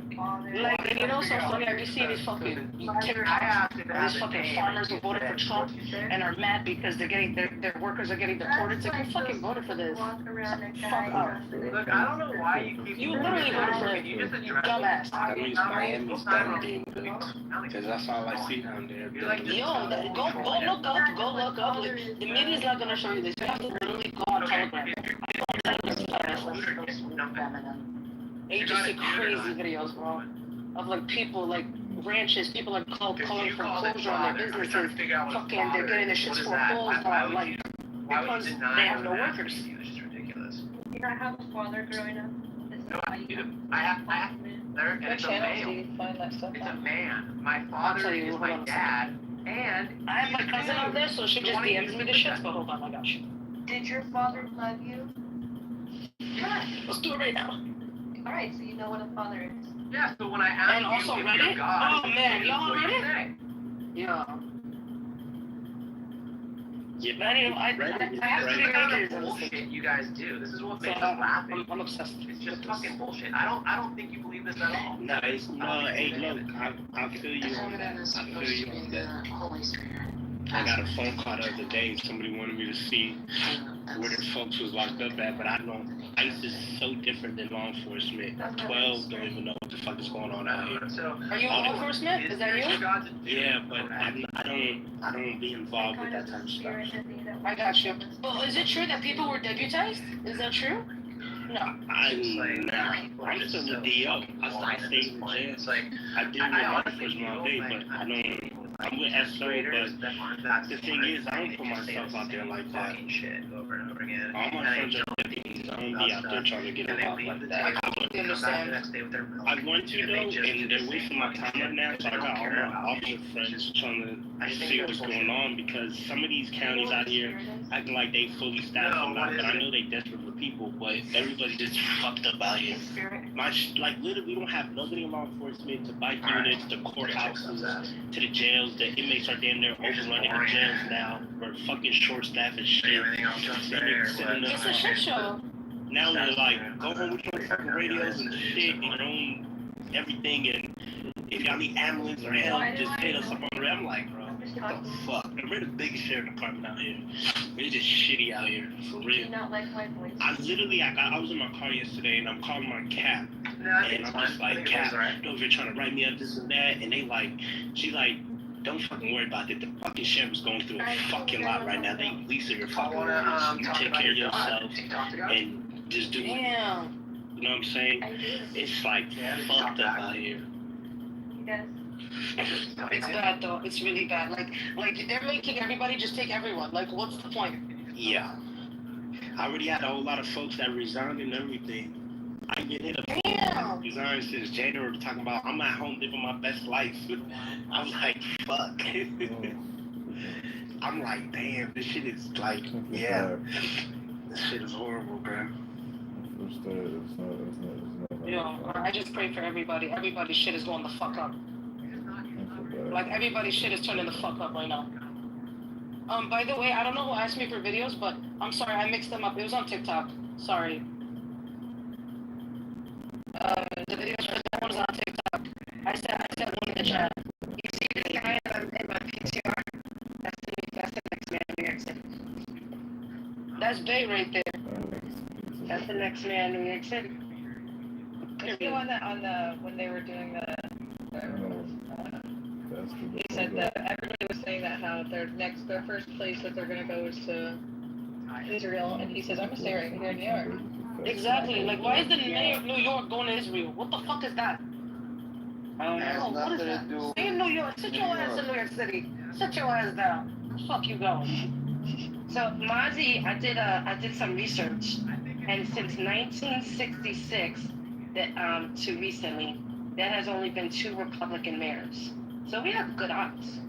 Nah, listen. Once he beat Cuomo, that is, I think it's good. I think isn't the one of the Republican guys the guy with that used to be the guardian angel, the weirdo. Remember? He was the guardian angel. Yeah. He's still around. I think he's one of the Republican candidates.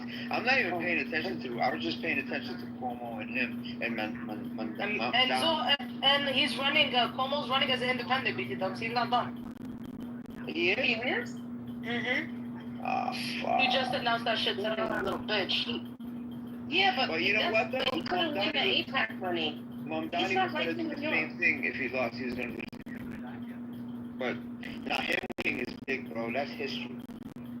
Yeah, definitely. I cannot wait. Yo, I love New York, bro. Fuck. Every time somebody asks me where you from, I never say America. I'm not from New York. How you doing? Yeah, I do the same. That's the whole country. We're our own country. But did you know 2024 and 2025, New York City is the best city in the world? Did you know that? No, seriously, they did a study on it. We're clearly the majority on the stage right now, guys. No, but I mean, we clearly are. But I'm just saying, I have facts to prove it. The London is second and Paris is third. Paris smell like piss and garbage. Period. Never been there. Yo, these bitches try to rob me twice. No, fuck that.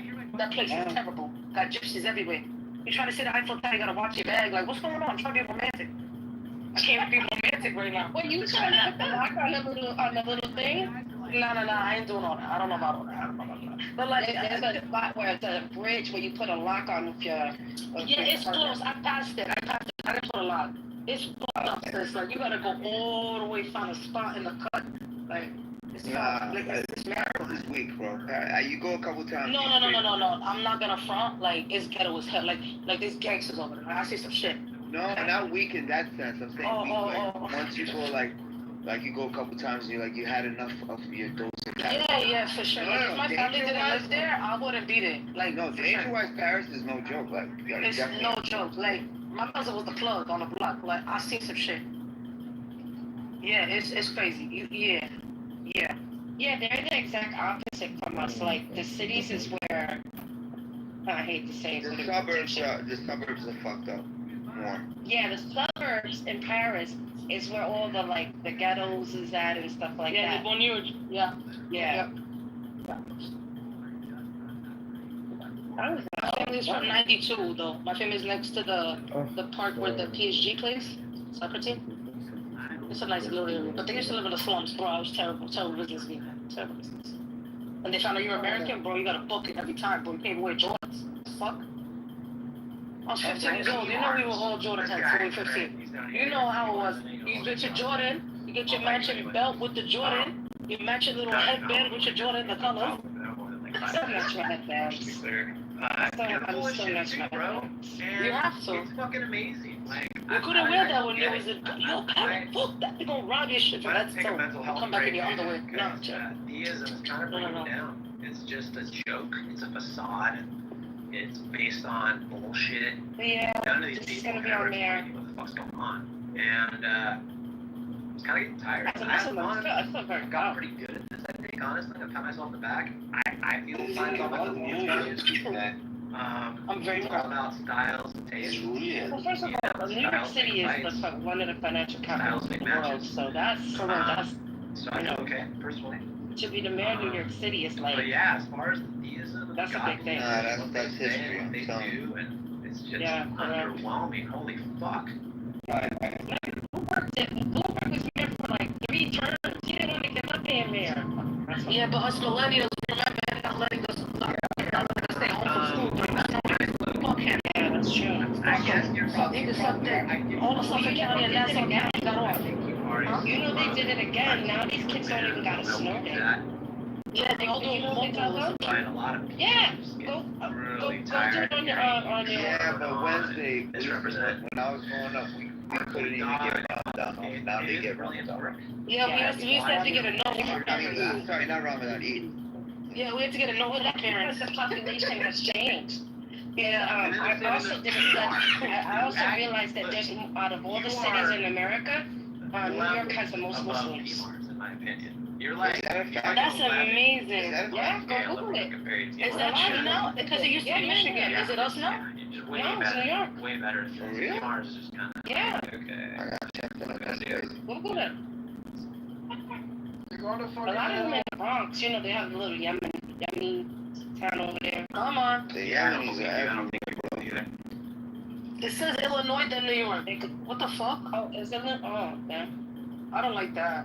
No, it says New York on some of that. Wait. What did you want? Wait, What? what? Say something? What website you City-wise, on? not state, city-wise. Sorry. Where's Yeah, out of all the cities in America, New York has the most Muslims, city-wise. Yeah, and is it in the future, P. Mars?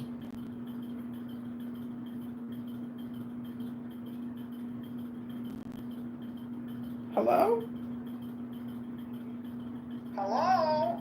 I find it interesting that like people will say you're going to hell as opposed to saying you're in hell right now, because I think that the now is actually all there really is.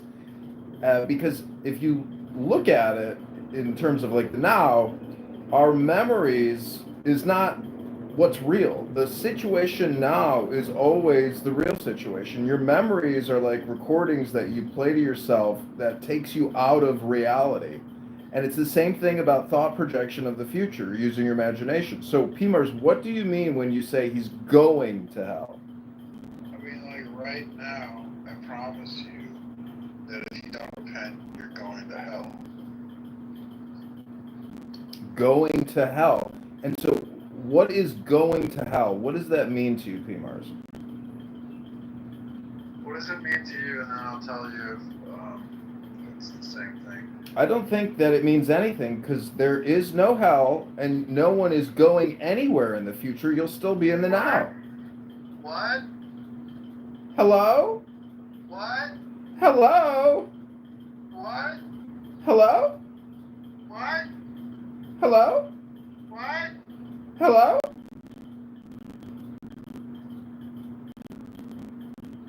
Hello? So I gave you my definitions. Can you can you define what you're saying? Hello? What? What? Okay, he's all yours, Honey Badger. What? Yeah, I'm not. PR's just a bored of you, dude. Like, notice he hasn't said anything.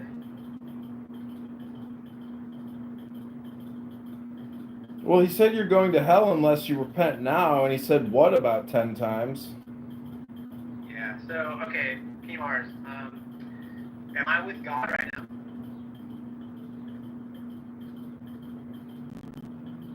Alright, this guy sucks, you know, but the audience is just boring, dude. It takes too long. These guys are just fucking retards. So, Honey Badger, do you think there's this thing called the future? Well, yeah, in some sense about how human minds process information. But it's not actually real. It's still in our mind. Yeah, because at any point I could drop in. Yeah. But what I'm saying is the human brain is so powerful and capable, it actually thinks that there's this thing called the future, meaning that it's like this linear timeline, and that, you know, next Thursday, I mean, that's like scheduling and coordinating, but that's not actually the future. The future is always now. it sounds cliche or, new age spiritual, but if you really contemplate it, you'll realize life is like Groundhog Day.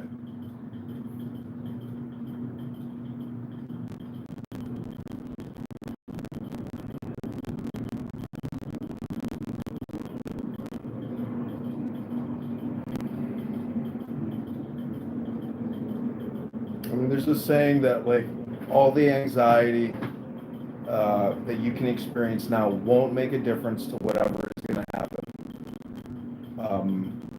But truly, if you do want to change the future, the only way to change it is now. Meaning, if you change yourself, you might change your outcome for the better. And there's still no guarantee that it's going to be better, per se.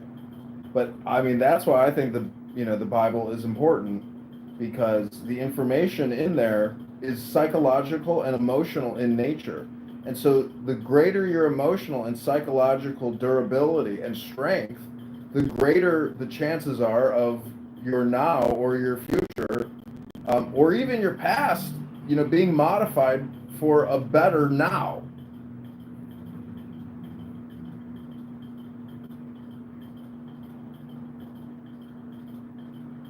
Yeah, it's interesting stuff, man. And that's, I think, the thing that distinguishes us is just simply that we're the kind of animal that at least we can identify in each other, and amongst the others that kind of thinks in these parameters. I don't know what an octopus thinks about, or orcas, or freaking corvids or anything, but it doesn't seem like they're necessarily framing things in this way.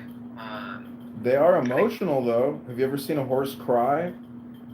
Yeah, no, I think other animals definitely have emotional intelligence. I just, for some reason, it seems like we're shape-shifting based on mental states, right? We're influencing the material environment that all the animals share with ideas that we have in our heads, right? I mean, that's pretty nuts. Not saying that it's better, right? I'm not saying that, but that does distinguish us, and that trips me out. So there's a lot to go on, Let's think about. But I mean, you don't see a horse being political. You don't see your dog being political. So. But what you could say that they are, in a relative sense, right? Like if you watch dogs, even at, I don't like dog parks. It's dumb. But if you go to a dog park or you happen to be by one and you look, there's fucking politics going on, dude. It's nonverbal, though. I mean, maybe you could say a dog's barking is, if you're walking by a house and a dog barks at you, is the dog gaslighting you because it wants you to look at him to give his brain the dopamine feedback? Yeah, but it's a lot more layered than that. There's a lot of body language, posturing. There's a lot of pheromone stuff going on that we're not even aware of. There's tons of shit going on amongst other creatures that we're not identifying. Well, that's what's happening when people come in your room and they play the game with you. If they don't give you what you want, that's their form of politically one-upping you or verbally one-upping you. It's an attempt, yeah, which I think is stupid. Like, why even come up? Like, you know what I'm going to ask you. You know what I'm going to do. It's just... Because that's their strategy. Like, the brain, it's really brain versus brain. And so, I mean, regardless of the sound, the voice, the person, the personality, it's still like a pink fleshy thing in your skull cap, which is gaming other pink fleshy skull caps. Have you talked with 118 before? Yeah, you're all going to hell. Yeah, see, like that. Like, so 118, here's the thing. When someone who claims to believe in anything biblical regarding gods, supernatural forces, and outcomes, and they start off like that, it just more solidifies my belief that you guys take that seriously.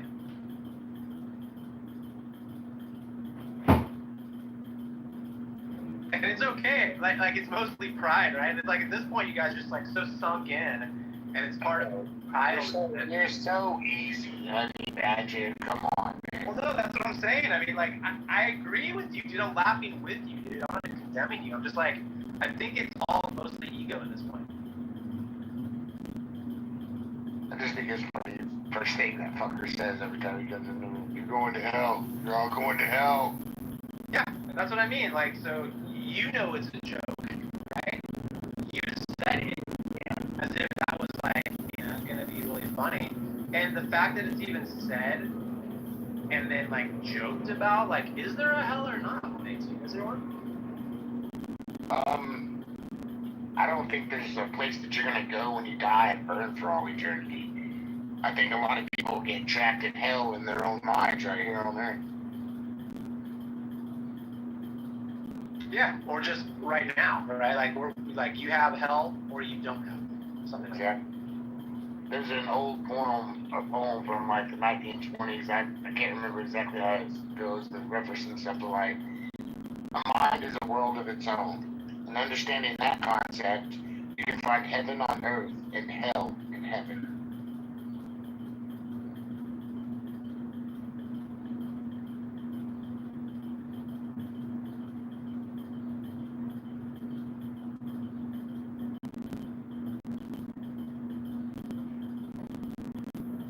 And don't get me wrong, I still believe in a creator, God. I don't necessarily think that you need organized religion to have an intuitive outlook on the world and see that it's created from an intelligent being. However, I think that organized religion has really implicated the politics right behind it and used it in such a way that almost as mind control to control the population.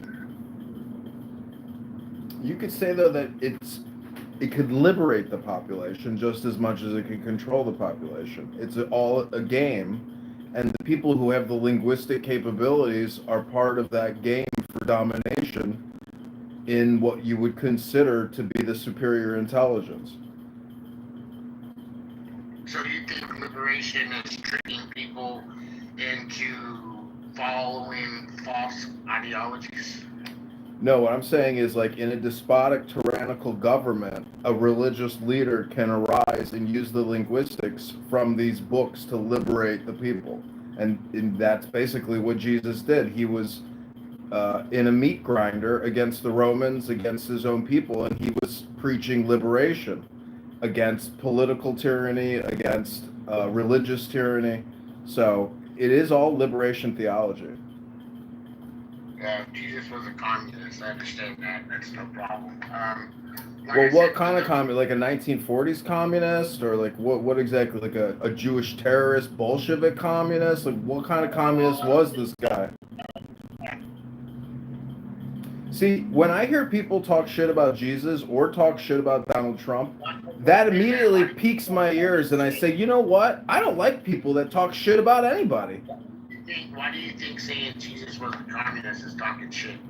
Do you not believe in like? Well, it's a facetious, meaningless comment. It's like saying, 2 strawberries is better than 3 strawberries. So tell me this. So when Jesus says pay the worker, right, that only worked an hour, the same amount as he paid the worker that worked all day, what do you think that is? What do you think that's representing? I don't know. Maybe communism? No, I don't know. I just like to talk shit because I don't know what I'm talking about. See, this is the kind of shit that pisses me off about people when I make a comment like that and they open their mouth and the next thing comes out is bullshit and can't defend their fucking... Really? So me calling out your bullshit now becomes my bullshit. Okay. What does Jesus mean when in that parable, in that phrase, when he says pay the guy the same amount for his wages and his labor as the guys who worked all day?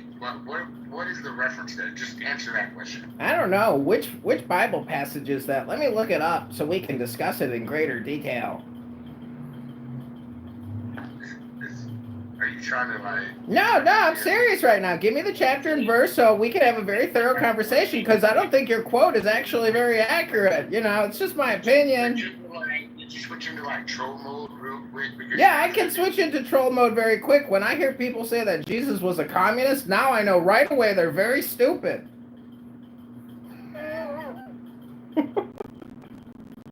Oh, welcome back to hell. Welcome to the hell show. I thought it was a barbecue roast. Turns out that this barbecue party's in a place called hell. What do you have against communists? Are you anti-communist?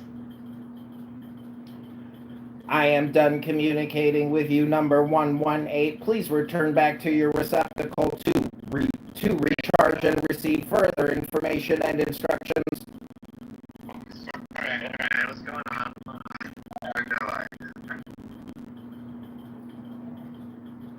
Jesus is a communist. Didn't you know that, honey?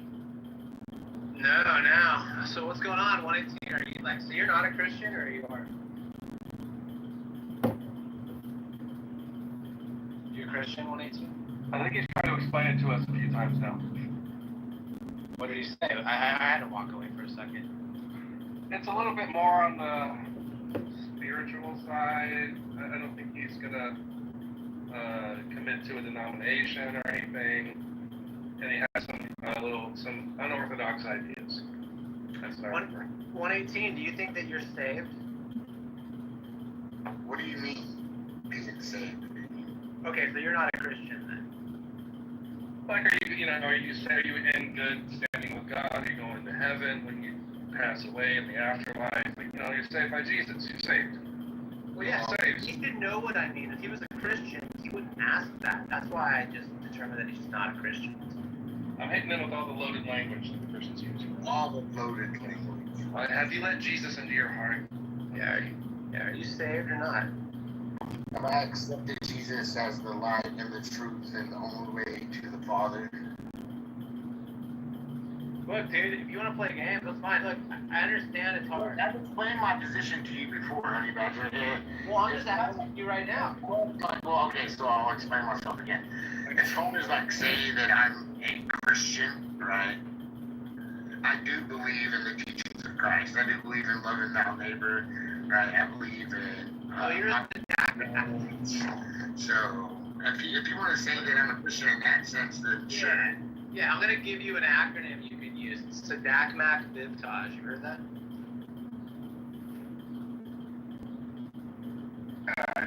Yeah. Is that a G-spot? Is it like supercalifragilisticexpialidocious? No, if you say it like that, then yeah, I understand that, John. No, it's an acronym. It just means, so, I don't consider myself a Christian, but I follow the teachings of Jesus. There you go. Yeah, Jesus Christ. So, by definition, though, a Christian is someone who follows the teachings of Christ. So I kind of agree with you in the sense that I don't think you have to believe Jesus is God to be a Christian. I think as long as you think maybe he's the most moral person who ever lived, or his ethics were just incredible, that would make him a Christian. Right? That's beyond his time. It was. Okay. You don't think he was God himself? Oh, see number. Oh, no.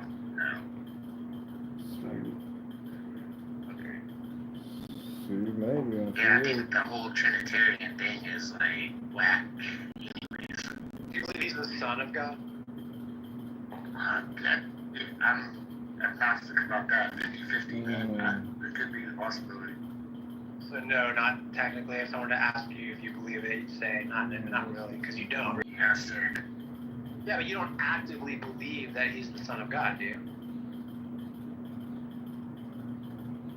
See what I mean? You can't be 50-50, dude. It's like, oh, I kind of do, but, you know, half of me says yes. Half the evidence appears to point, like, what are you talking about? Yeah, I think half the evidence says yes, and the other half says no. Yeah, see, you're not 50-50. Like, this is what I'm talking about, dude. Like, you guys say these, baby talk phrases and shit about what you guys do. What do you want, dude? Do you want me to just be, have this open, sincere, heart-filled conversation with you with, fucking John the Troll on stage and, all these atheists and all this other bullshit? John the Troll on stage? What does that mean, the troll? What is that? I'm not a human. I'm not communicating intelligently. What is it that makes me a troll? I find that to be very political. Truly vulnerable in front of us right now. Also in front of these strangers, Yeah, I don't. That's what we want. Look, 118. I don't want you to feel uncomfortable, right? And I don't want you to feel like you're gonna be trapped, like most Christians do. You ask a simple question. Well, you know better than that, dude. I'm an honest walker. I have no reason to bullshit about things. Yeah, and I don't want you to feel like you're on the back foot or you have to be wary or anything like that. Because a lot of Christians feel like that, you know. So I don't want you to feel like that. And I mean, I don't need you to be all heartfelt. I'm just, like I said, you know what I'm here for, right? Like, I don't need to talk about doll's sheep. Honestly, I don't know what you or wolves, right? I don't need to talk about wolves with you in Alaska, right? I don't need to talk about salmon or snowmobiling or anything. I can ask you about God stuff, and if you don't want to open up about that, that's okay. We've already had the discussion about God stuff and my beliefs a million times, but if you would like to go through it again, right, refresh the memory, we can. Okay, yeah, because I guess I didn't get it the first time. So, do you believe that God does things in my reality?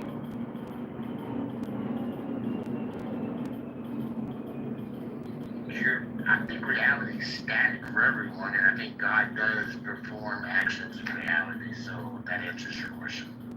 Okay. And how can I tell when it's God doing something or not? Or is he just responsible for all things? God's not responsible for all things. That's for sure, right? God set in the motion for things to happen, but he's not responsible for all things. We have this thing like free will. So he intentionally set things up to happen later on?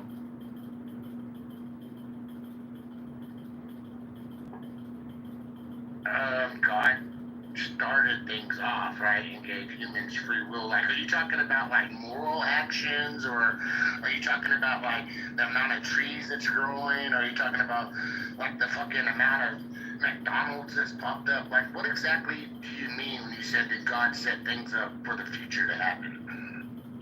Well, same thing you mean. You're the one who said that he got things moving, and then first cause, the unmoved mover, the creator of all things that you know of. Yeah. Yeah. So that's why I'm asking for clarification. I don't know what you mean. So I think God started the world, right? I think God created the world, the universe, our environment, set it up, right? Created human beings, gave us free will. Put morality on our hearts so we can know right from wrong in this world when we observe things. Yeah. Okay. Did Adam and Eve have anything to do with this? Are they real people in your life, or is that just kind of metaphor? Oh, man, you know, I tell you what, kind of story, kind of a Jewish tale. I think more and more, I think that Adam and Eve used to be one being, and I think they were a light being created in God's image, and I think they were pretty powerful and was able to like. What was the gender of this one being? Were they androgynous? I don't know. But what I think happened is fucking it pissed Satan off, right? So Satan decides to split Adam and Eve up into two different beings. It was Satan that did that? Oh my God!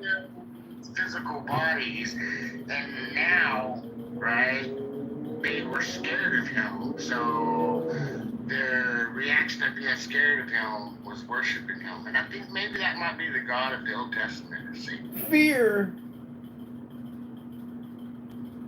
Are you sure? So wait, you're saying the snake did the separation of the genders and created Adam and Eve? It wasn't God, the Father?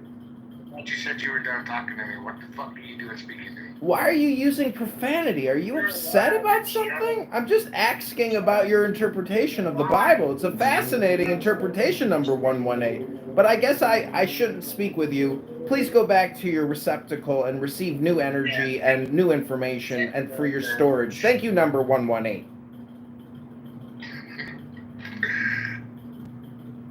Hey, Lamb Chop down there in the audience. I would just, it's just dumb, dude. You always sound dumb when we talk. I don't believe you for like a minute that you believe 40% of the shit that you say. So when you're ready to talk, come on. Yeah, none of this makes sense, 118. So I asked you, it was very simple. So you think God's kind of surprised at the outcomes? Is that what's going on? Surprised? Yeah, like he didn't know what was coming, because it's like it seems like you want to say he started it all, right? Then it almost seems like you make him a little more like a deistic God, like you're like, yeah, he started it all, but like, he's not really sure what was going to happen, and then all this other stuff started happening. Well, I think that God knows all things, but I think that the only reason that God knows all things is because he sets outside of time. He sets outside of our time frame. Now, it would be almost contradictory, right, to say that God knew all things before he created us and gave us free will, right? There seems like there's a contradiction there. Why would we need free will if God knew all things already, right? I think God knows all things that we have done before we do them, because something like John was saying earlier, if you look at it like the future doesn't exist, it's already happening, it's right now, then of course God's already going to know, right? So what you're saying is the now is a compression of the past and the future? And don't forget the present. Past, present, and future. That's how God sees things. We can't see things that way, obviously. How do you wait? So you just do you think that you have a good grasp on how God sees things? Dude, I don't know jack shit about agree. God. I agree. You don't know jack shit. That's my position. Is you don't know jack shit. I don't know anything 100% about what God thinks. No. I don't even think you know half of a minuscule of a percent, dude. This is the thing. I don't think you know. I agree with you. You don't know jack shit about what God thinks about or does. Where's brown shoes? Maybe that's true. Maybe I don't. Why would you? So then stop saying. Why would you even know that I didn't do this? Because that means that you're not asking me. Look, you're not asking me what I think God is sitting around like, thinking about all the time, right? You're asking me about God's actions, right, that I can reflect on already. Right, that it's things that's already been done. Yeah, but what if I?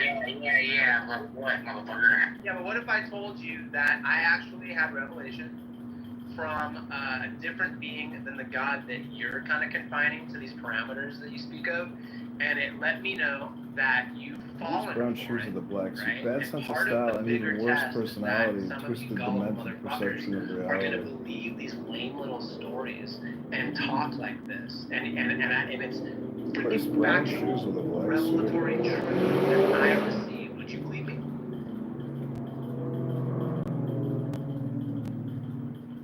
Yes, honey badger, I done told you, Sensei, I believe in Okay.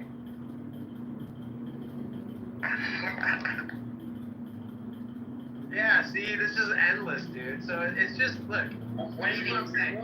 Truth, motherfucker, share your truth with everybody. I think you're being selfish right now. If you know the ultimate truth and you're keeping it all to yourself, man. I agree. Listen, you're with me, dude, because this is why when we talk to people like Andrew R. or Sheep of the Lord, right, or Tim, right, or these dorks that pretend that they talk to God. Whenever I ask them, just like I asked this chick Cool Woman who used to be here, she was sabotaging, or actually hijacking rather, Cool Man's icon. Fooled me for a second. I thought Cool Man was in here, so I goaded him. But whenever we ask them, tell us something important and compelling that God or He's not okay with being straight for talking about that. They never. I was talking about orgasms, the different types of orgasms, and then I was told to shut up because it was being extreme, but whatever, I'm talking about the I don't need to share that with you. And I'm like, you're telling me that Jesus gave you information and talks to you, and you don't want to share the word of Jesus with everyone else? Like, what the fuck's wrong with you? Yeah, this is bullshit, dude. This is fucking bullshit, Weinstein, and you know it. Like I said, man, I think there's something deeper to being a human being and having intuition and being able to observe our world that you can kind of self-reflect on, right? You don't need a denomination or organized religion to look into the world and see synchronicity and see that things work harmonious and that they're connected. Wait, I just make sure. I don't believe this.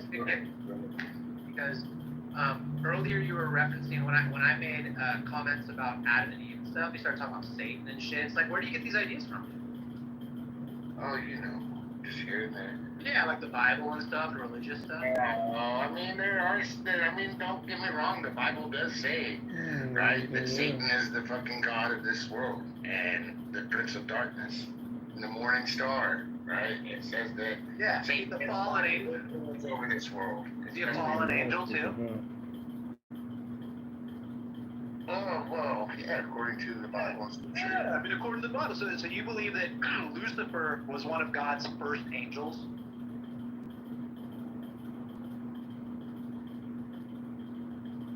Right? Do I believe that Lucifer was one of God's first angels? I mean, if you're going by the narrative of the Christian narrative, of the biblical Christian narrative of the story, then yeah, that's what it says, man. Okay, look, dude, see, this is the kind of bullshit you guys pull too. You pretend that you believe something, and then you give us... I'm not a fundamentalist, dude. It doesn't matter.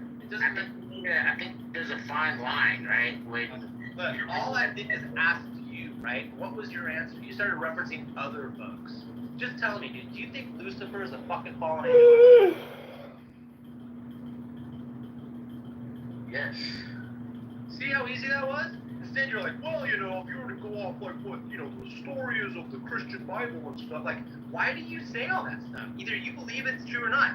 I don't have to tell you any kind of any preamble about it. All I have to do is go, no, I don't believe that's true because, you know what, I think the Bible's fiction.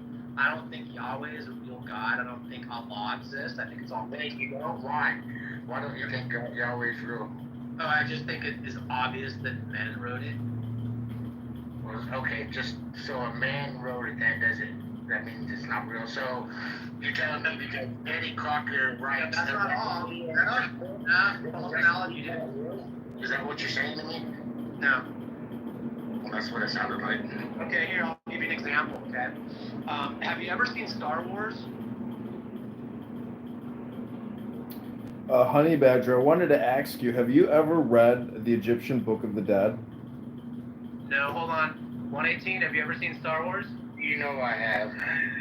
Hey, I don't know that, okay? Yes, you do. You know that just like you know that God exists. Oh my God, see, this is where we go. Okay, so I can acknowledge that men write books, and I can also acknowledge that some of them are fiction, and that's the class that I put the Bible in. Okay, so yeah, it's like a mytho-history. That automatically makes the Bible fiction. Okay, I got you. No, I'm saying, in my opinion, based on what I've assessed, it seems to be mostly a myth. Oh, so you're using the fallacy of appealing to your own emotions. I understand. Honey Badger, when you asked him if he's ever seen Star Wars, my point about bringing up the Egyptian Book of the Dead is that Star Wars is just the updated version of the Bible.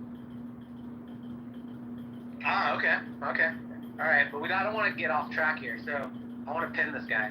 So, 118, do you understand what I'm saying is that I can read books and just consider them fiction and not think they're talking about real things? And that's what I seem to get from the Bible. Just like you do when you talk about the Quran, right? You read the Quran and you're like, yeah, I don't know, nothing much to see here. I'm just doing that with your book. I love how you sneak in these little below the belt jabs when you terminologies and words like your God and your book. That's real clever, dude. I mean, I gotta give it to you, right? What's incorrect about how I framed it? Because it ain't my God. I don't think gods exist. You do. Well, just because you don't think God doesn't exist doesn't mean jack shit, right? Doesn't mean that you're... That's right. It doesn't matter what I think. It doesn't matter. Right. So what you're saying, in this world, right? There either is a creator God or there isn't. Okay. Right? And not both of us can be right. Okay. And so, using all the provided information, right, and using personal testimony as evidence from the majority of the world, right? Yeah. Alright, so I'm gonna have to go with on this right? General, where are you from?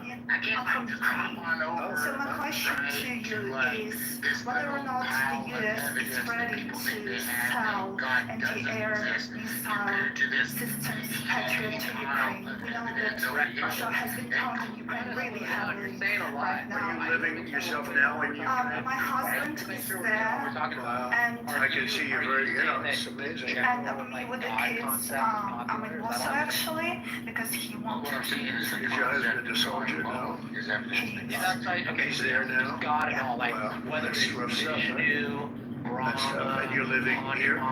In Warsaw. And you're a reporter? Yahweh. I am. Good. So I'm just telling you, they do want to have the anti-missile missiles, as they call them, the Patriots. And we're going to see if we can make some available. Yeah. They're very hard to get. We need them too. We were supplying them to Israel. Yeah. And they're very effective. 100% effective. Hard to believe how effective. And they do want that more than any other thing, as you probably know. That's a very good question. And I wish you a lot of luck. I mean, I can see it's. So you're saying it's a law? Very upsetting to you. Muslims So, say hello to your husband, okay? I don't know that. Oh, Okay, so you don't know if the one that the Bible is describing is the one that you believe in? Right, I don't have an intuition. Yeah, 118. Make it possible. Let's look at this. This is a dream of mine to flip to your God. Department of Homeland. Thank you. Come on. Sir, would you come over? Yeah. Just trying to figure out your service time. We know you have a service time. See something coming. It doesn't matter. I think you should just try it. Yeah, I mean, we have the first class seats as far as there's going to be plenty of room. I don't think they're lying to myself. Thank you.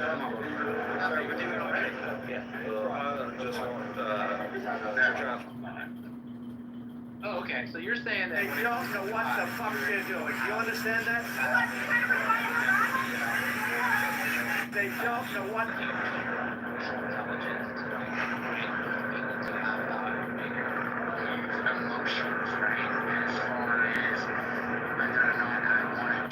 At the CDC today, the nation's leading vaccine advisory body meeting to discuss and vote on several key immunization guidelines for the fall season. Among the agenda items, discussions on the safety of a well-tested ingredient found in some flu vaccines that has already been largely phased out, as well as recommendations surrounding RSV shots, particularly for children.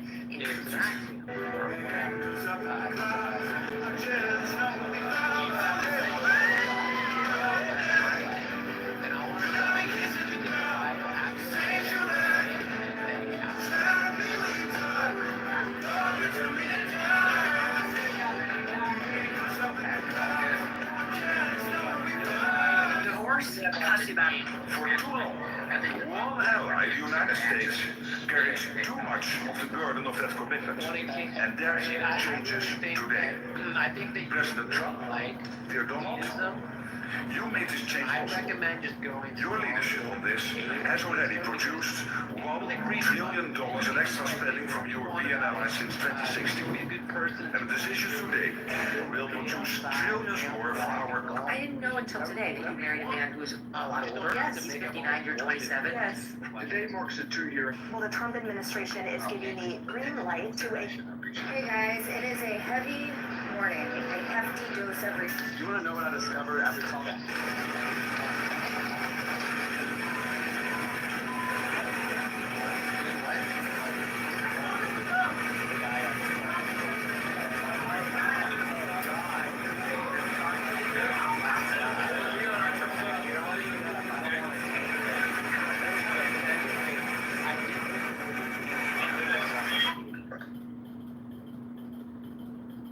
Okay, yeah. So here's the thing. This is different than the chat, buddy. Okay, now this is on stage. So now you get a chance to talk to everybody. So yeah, what's your point?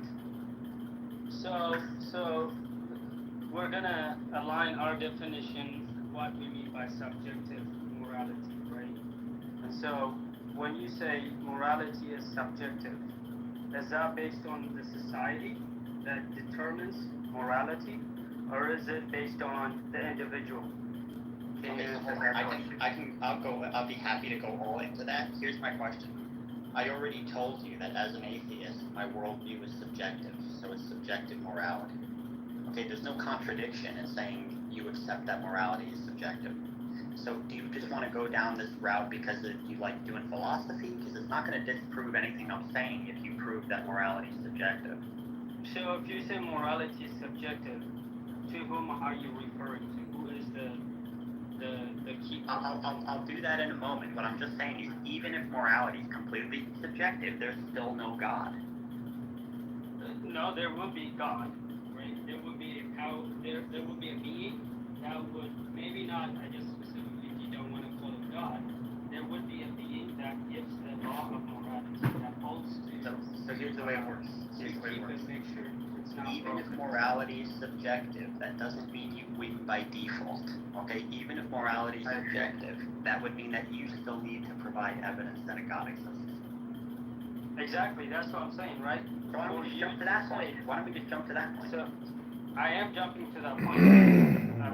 What you're saying is morality without a being or someone being subjective, right? The point of being objective morality is that there's something that is going to hold you accountable to keep down morals, right? You say objective. Would you agree with that? No. That is the claim people make. So you don't agree with that, I think. I don't agree with that. I would simply say that. So then who is... I want to have a conversation with Abed. Okay. Yeah. So who is the keeper of the morality, the subject morality? Wait, Chief, no. Why are you begging the question? You're like, who is the keeper of the morality? There's nobody who's the keeper of the morality. Because you said subject. Then so everyone gets to decide subjective morality is? So I'll go into subjective morality. I'm happy to do that. No, But objective. Say, You are said you objective. conceding? Yeah, I'll go into both of those. But I'm saying, are you conceding? Do you not have evidence for the God? Because I said to you, why do you believe? No, I have evidence for God. Objective. Okay, so let's confirm that the God exists. We're talking about what He wants us to do and who He wants us to have sex with. Okay, that's kind of important to make sure that He actually exists before you start telling me what He wants me to do with my life. Sure, go ahead. What? Okay, why do you think God actually exists? Because there is objective morality that is set for us human beings to make sure that everything operates as orderly as it's made to be. Okay, how do you know that there's objective morality? And don't point to the book, okay? You know Honey's very impartial to the Bible. So don't point to the Bible and say, because the Bible says so. Do you have any type of scientific evidence that a God exists and that He has objective morality? There's two things that you would fall into with the scientific evidence, right?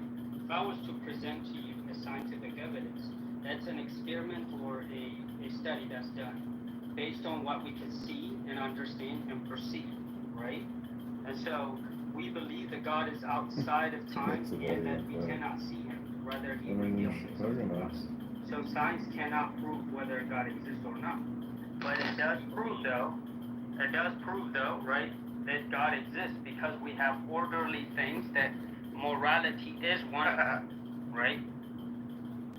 What do you mean by orderly things? What does that even mean? Well, can I just interject? What does it matter whether or not we can prove God or not? Why don't you just look at the information and determine whether or not you like it and whether or not it's useful for you?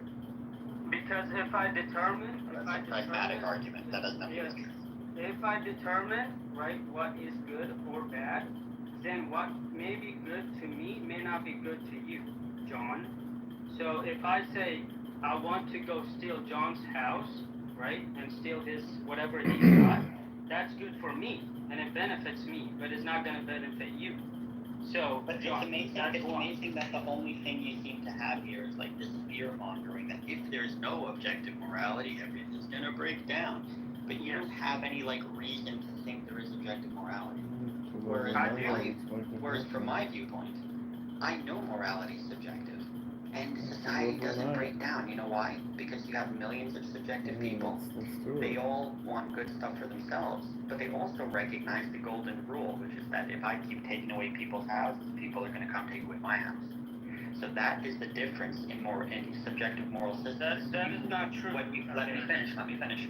You try to fearmonger and say, oh, we need objective morality, which is still, by the way, an argument from pragmatism. It's not saying an argument from truth. You're saying we need an objective morality because society will break down. But the point is, there is no evidence for objective morality. Even if society would break down, it still wouldn't be fucking true. That is not true, Abe, because there is a group of society in which that they determine that specific people or specific in a specific time, and they as a society decided that group of people are not worth more than they are, right? That could be race, or that could be the Romans, that could be the Egyptians, or anyone that you could look at in history as a society that have decided to value that their morality and their value is better and more important than anyone else. And so you're saying that is actually morals change over time. This is not change over time. It's not objective. That means yes, correct. It's not objective. Yes. But by the very nature, in Roman times, like literally parents used to bring their children to watch the gladiator games in the Colosseum. And everybody loved it. They literally watched, they were fine with their children watching people get murdered in front of their eyes, and everyone was like, oh, did you see that? There were some people who didn't like it, but most people, they were fine with it. So the point is, nowadays, almost no parent would take their child to the Colosseum to watch people get murdered because morals change. To the western side, you don't know that in other places, other countries. Correct. I don't know that. I'm pointing out that it's subjective. Yeah, it's subjective. So, the problem with the subjective morality, this is what you would have, right? Because you have separated society, believes something else than the other, right? And you're assuming that because you have a subjective morality that and that's not a problem. That's not a problem. It is a big problem. It's a big I'll tell you why. I'll tell you why. No, I know. Let me finish. Pause. This is the reason why. Disagreement is a conflict, but it's not a problem. And furthermore, religious people, they have disagreements all the fucking time, even though they believe in objective morality. So you don't get out of this problem by saying, oh, if only morality was objective. You have a million Christian sects all arguing with each other, and they all believe in objective morality, and yet they can't agree on a single fucking thing. No number? So, yes, humans are messy creatures. We sometimes have disagreements and conflicts. That's why it's important to have dialogue and debate and questioning and not have objective morality, which is essentially just trying to force your belief on somebody else, which is your subjective belief. Even right now, you telling me I believe in subjective morality, I believe in objective morality, that is your subjective view, and you're entitled to it. But I'm also entitled to point out that it's coming from you. There's nothing in the universe that is forcing us to believe in objective morality. It's all subjective. Again, notice. Hold on. Abe invited me up to have a conversation with objective morality, but they can't agree on anything? What is that supposed to mean? They all believe in objective morality, but they can't agree on anything. That's literally what you said. Could you mind elaborating on that? Yeah, it's subjective morality. By the way, most people, it's not like that. You should fear-mongering to make it sound worse. Most people agree on a lot of stuff. I'm sure literally in this room, if we took like the atheists and the theists, and we actually just started talking to them about all the other beliefs they have in their lives besides for the one thing they disagree on, the atheism or the theism, 99% of their beliefs are probably going to be the same. They both believe that they want their like loved ones and their families to be safe and healthy. They both believe they want a good paying job and a good place to live and a place that's not dangerous. Like literally all the shit they want. Theists and atheists want the same stuff. So yeah, already people tend to believe that human well-being is very important. Whoever you are, if they didn't believe that, they tend not to be living here. What usually happens is nature self-selects for the people who care about their well-being. They try to survive and have well-being.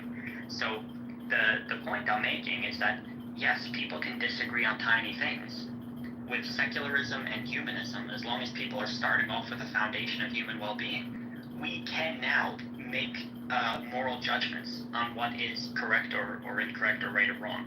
And I'll give one example because I teach chess, so I love giving the chess analogy. The chess analogy is that the way pieces on a chessboard move is completely subjective. Like, there's no logic why a rook moves up and down and a bishop moves diagonal. But once you accept that the rules of chess are what they are, which is that the pieces move like this, after that, there are 100% objectively good and bad moves. Like, if you want to move your queen into a place that's going to get taken for a pawn, that is objectively a bad move 99% of the time. And because if you care about winning, you have to care about winning, which is well-being, right? Why would you play a game of chess if you're not going to try to win? So the point is, yes, once you have to accept that the rules of chess are what they are, but once you accept that they are what they are, the pieces and the strategies we can 100% assess objectively. And it's the same in life. Life is just like a game of chess. And once you accept that you care about your well-being, it is objectively wrong to just walk down the street and cut off someone's head. It just is objectively wrong. And that's the way I look at it. Well, one of the things that's a hypothetical imperative. Hold on a second. More to the point, I think that's a hypothetical imperative, right? The I want to win, therefore this is a good move, right? And that's still going to be held by a subject. The I want to win is a subjective thing, right? Correct, and I acknowledge that. But what I'm saying is everybody does it, and that's all you need to have a functioning like society. And the idea again, and if this is a philosophical issue, which I'm not convinced it is, it's not solved by saying we have a religion that has an objective morality. Like I told you, religious people fight all the time, and they all believe, or most of them believe in objective morality. So all I'm saying is like fear-mongering that religious people tend to do. They're like, oh, Abe, you don't have any objective morality, so you can't, solve these problems. Well, you can't either, buddy. Well, how many times are we going to say objective, subjective, subjective, objective? We'll say it as many times as we need to. Okay, so I know who John is now. So hey, let me get this straight though. I remember who number 118 is. You think it's okay to compare, right, like the universe and human beings and morality, right, and God to someone that created a chess game? Right? Probably, like, I agree probably, with God, but still though, right? It's probably don't leave. You just roll with me for a minute, right? So, in order to accept the chess game as objective and the moves to be objective in order to win, all right, well, I think that's the same thing with God. In order to know, right, and realize that your heart is right about what is good, that you should not rape or kill anybody, and you should never rape anyone no matter what, ever. How do you feel about it?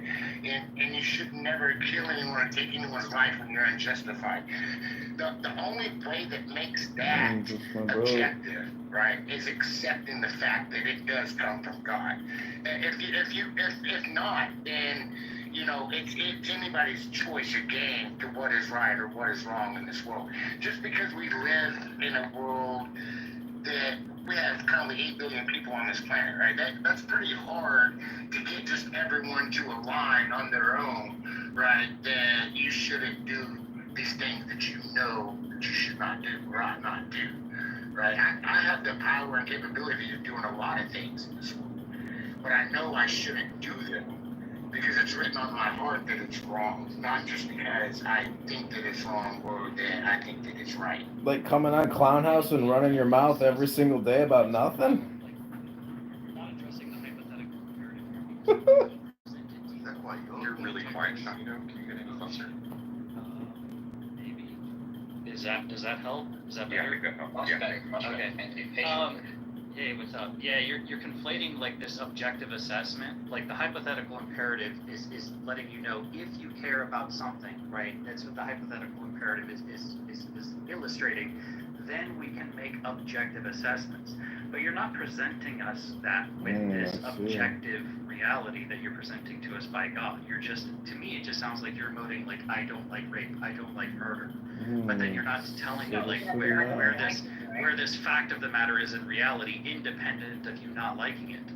It has nothing to do with just my personal reference of not liking it, right? Everyone alive. To escape, Furiosa sacrificed her left arm. With unwavering determination, she made it back to the Citadel. She found a discarded mechanical arm, gave it a good polish, then attached it to her stump and got a buzzer.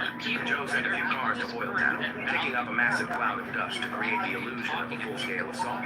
Dementus watched the scene, decided to launch a bold attack onto the Citadel. Little did he know, every move he made was under watchful eye. Soon, Dementus was ambushed by Immortan Joe's army on his way. His troops were quickly defeated, and he narrowly escaped with a few of his men. While Joe's men were tallying up the spoils, Furiosa hopped into a vehicle and sped off in pursuit of Dementus. Before long, she caught up with his convoy. Dementus ordered his men to head in 3 different directions. Furiosa couldn't tell which one was the real Dementus, so she chased after one of the vehicles. Eventually, Furiosa ramming the escort motorcycles to the ground, then charged straight towards Dementus' bike. But on Dementus' bike sat an old man who threw a rag to block Furiosa's view. Fortunately, she braked just in time to escape. Here's the thing. Here's the thing. Every single time I make an assessment, this is way more entertaining than saying, every single time I make an assessment, out of my way to avoid a piece of shit. Yeah, you guys gotta quit it. Every time I make an assessment that something is wrong, I go out of my way to avoid it. That's like what the assessment is. Hey, that's what the assessment of wrong is. Look it up. Check the fuck out. Hold on, one second. I'm gonna bring back 118 when he stops. When he stops over talking, thank you very much. I'll promise I'll be quick to you can totally go, right? All I'm saying is that when I make an assessment that something is wrong, what follows from that is I'm going to avoid it at all costs. I'm going to make conscious decisions to not encounter it in every way possible. That is what the wrong assessment means to me. So the very idea that you can now flip that on its head, and I'm going to go, oh, look, it's wrong, but I'm going to do it anyway, never, ever, ever occurs. Yeah, I mean, look, I personally didn't agree with you, but I think it's actually a bit disputed in philosophy, like moral philosophy. Like, so there are views that say that, like, like moral realism is true, right? But they're not motivational, right? Like, there's no reason to think that you could know what the right thing to do is, but it would still not be motivational to you in any way. Like, I think this is like for example, Cornell realism is a view, right? That thinks that has this kind of approach. Again, that's not really my view. Deepak, you're bringing the IQ of the room up. We have to keep it stupid. Don't take us out. But here's the thing, Deepak. I'll steel man your argument because what's interesting to me is I've read like some examples of like serial killers. And apparently there have been serial killers who, like, when they murdered people, like, they, like, threw up or they couldn't take what they were doing, but they did it anyway. So that actually got me thinking, I'm like, how could they, like, want to kill someone if it actually disgusted them? But, and that would kind of maybe go to what you were saying, but the thing is, at the end of the day, they still killed people, and they obviously felt that killing the person was worth throwing up at the very least. So there's still a type of like measurement going on there where they're like gauging what I want to do versus, okay, I want to do this, but I kind of don't want to do it. But at the end of the day, I'm just going to do it.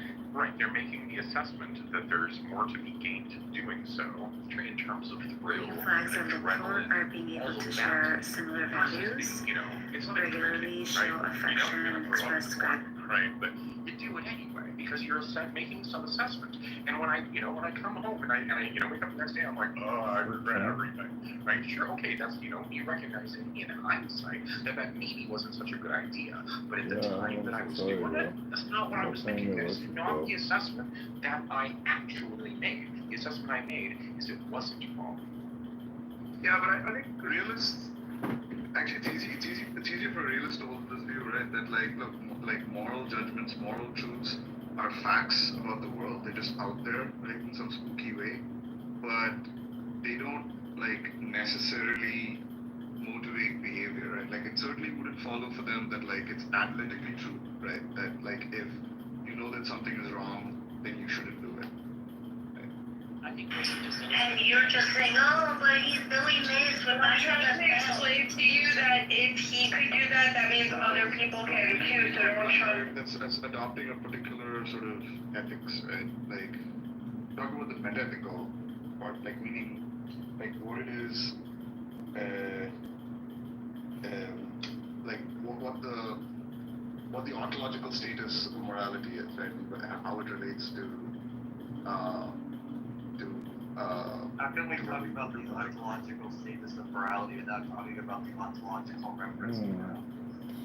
Which is another verse. Okay, put it another way, right? Like I think Shanita, what you're saying is like Shanita, what you're saying I think would be like the correct description of what happens in the serial killer case, right? It's just I agree with that. I think that's typically what happens is that like their values are in conflict, right? They end up going with like some crazy other value that they have. But realists would look at it differently. Oh, too And bad. surely there's a small minority of psychopaths that wouldn't realise what they're doing wrong, and even if they did realise, wouldn't care, right? I mean, in an anti-realist view, like there's no concept of them not knowing what they're doing was wrong, right? Like from their subjective stance, like they're not doing anything wrong. Fair. 7. I mean, there are serial killers who will still admit, I think this is wrong, but they're kind of talking in the way that like society talks. They're just saying like, yeah, society doesn't want me to do this, but I kind of want to do it, so I'm not going to listen. So that's still making a judgment.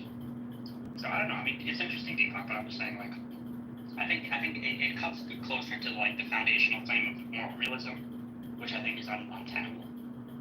I don't think you can show there's morals out there any more than you can show that like the platonic realm of numbers is real. Like I just don't see it. Yeah, I mean, I agree, but smart people hold the opposite view, so I don't. Well, I mean, when people like 118 starts talking about how Satan divided Adam and Eve and we live in Satan's realm, I mean, that's when my red flags go off, not my green flags like when I study mathematics and calculus and things of that nature, which are actually, based in the real world, not this science fiction imagination la la land that people like to live in and project to you and expect that you respect and want to give, your ear to their fantasy, mythology stories. I'd like to try and be at least a little bit charitable to the argument.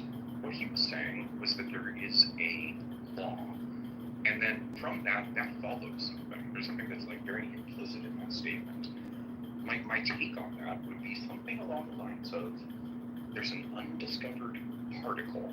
And what it does, it influences things towards the wrong, or against the wrong, towards the right. even get Let's to a call this date. undiscovered particle the moraliton. Okay, Right? well, I guess Because we can't this is even an get to a actual date. thing which actually exists, which actually has some sort of influence towards, the good or the right or whatever it is. We just don't think that that's Okay. real. Well, I guess we can't even get to a date. There, right? 100%. It doesn't fit in the standard model. There's no room for sorry. morality.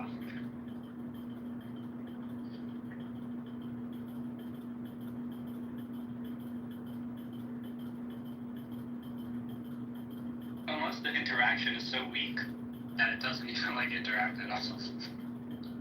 Right, that's the problem, right? Is we gotta measure that interaction now, and I just don't think you're gonna get there. I don't think that you're gonna have a good idea of what good is to be quantified and then measured in that way. And I mean, I think if you do that work and then you discover an undiscovered particle, awesome. I'm just not sure we would call it good, right? Not only that, we have strong empirical evidence that there can't be a moraliton because when we have millions of people dying from cancer and starvation and earthquakes, where's the moraliton's influence? Have you read Confucius? Because Confucius deals with morals, ethics, virtues, governance. I mean, the Bible does as well.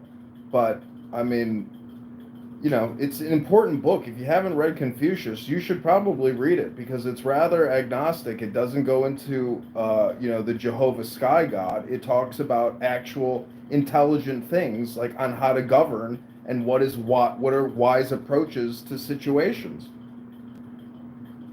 If you take your morality literally, seriously, literally, right? I think that would be a straw man of the view that most moral realists would have. Right? They're not viewing it as an object, like a particle that has causal interactions with the physical world. Right? It would be more akin to what you were describing, right? Like the platonic reality of numbers. Right? A lot of people are Platonists about numbers, right? And in their view, the numbers exist, but they don't interact. They're abstract entities that don't interact with concrete entities, and so the moral laws would be something like that. Yeah, Deepak, you're not Platonist, right? No. Although there's some decent arguments for Platonism for math, I think. I'll put it this way: I'm a hopeful Platonist about math. Yeah, hopeful. That's an interesting word to use. If you're interested in what's true, why would you be hopeful one way or the other? Well, I'm actually hopeful moral realist too in that sense, right? I meant in a more playful manner, right? I do think there's more reason to think that mathematical Platonism is true than moral Platonism. But I don't quite think it's true. So here's my only issue with it. Number one, I don't think there's sufficient reason to conclude in mathematical Platonism. But even if there was, by some really, really weird coincidence, and the universe just happened to be Platonic in math, that doesn't mean we can now say, oh, there's a Platonic realm for morality, there's a Platonic realm for the government says you want to do your taxes. You could just make a Platonic realm for anything and say, okay, listen to me and alter your behavior because I have a Platonic realm that instantiates it. Yeah, I agree. I agree. Just because you're a Platonist about some things, right, doesn't mean you're a Platonist about other things, right? So I think it's more likely that mathematical Platonism is true than moral Platonism, but I don't think either are true. But imagine if I know you don't believe this, but imagine if I just for the sake of the theists in the room, I'd be like, I'm a atheist, I'm a Platonic atheist. I believe that there's some objective realm that compels all of you to be atheists. And to start sinning and drop this nonsense of religion, they wouldn't listen to me. They would think it's silly. So I'm just pointing out that it's equally silly on the opposite side. The opposite side being when theists say there's objective morality because it's grounded in God, you need to listen to me.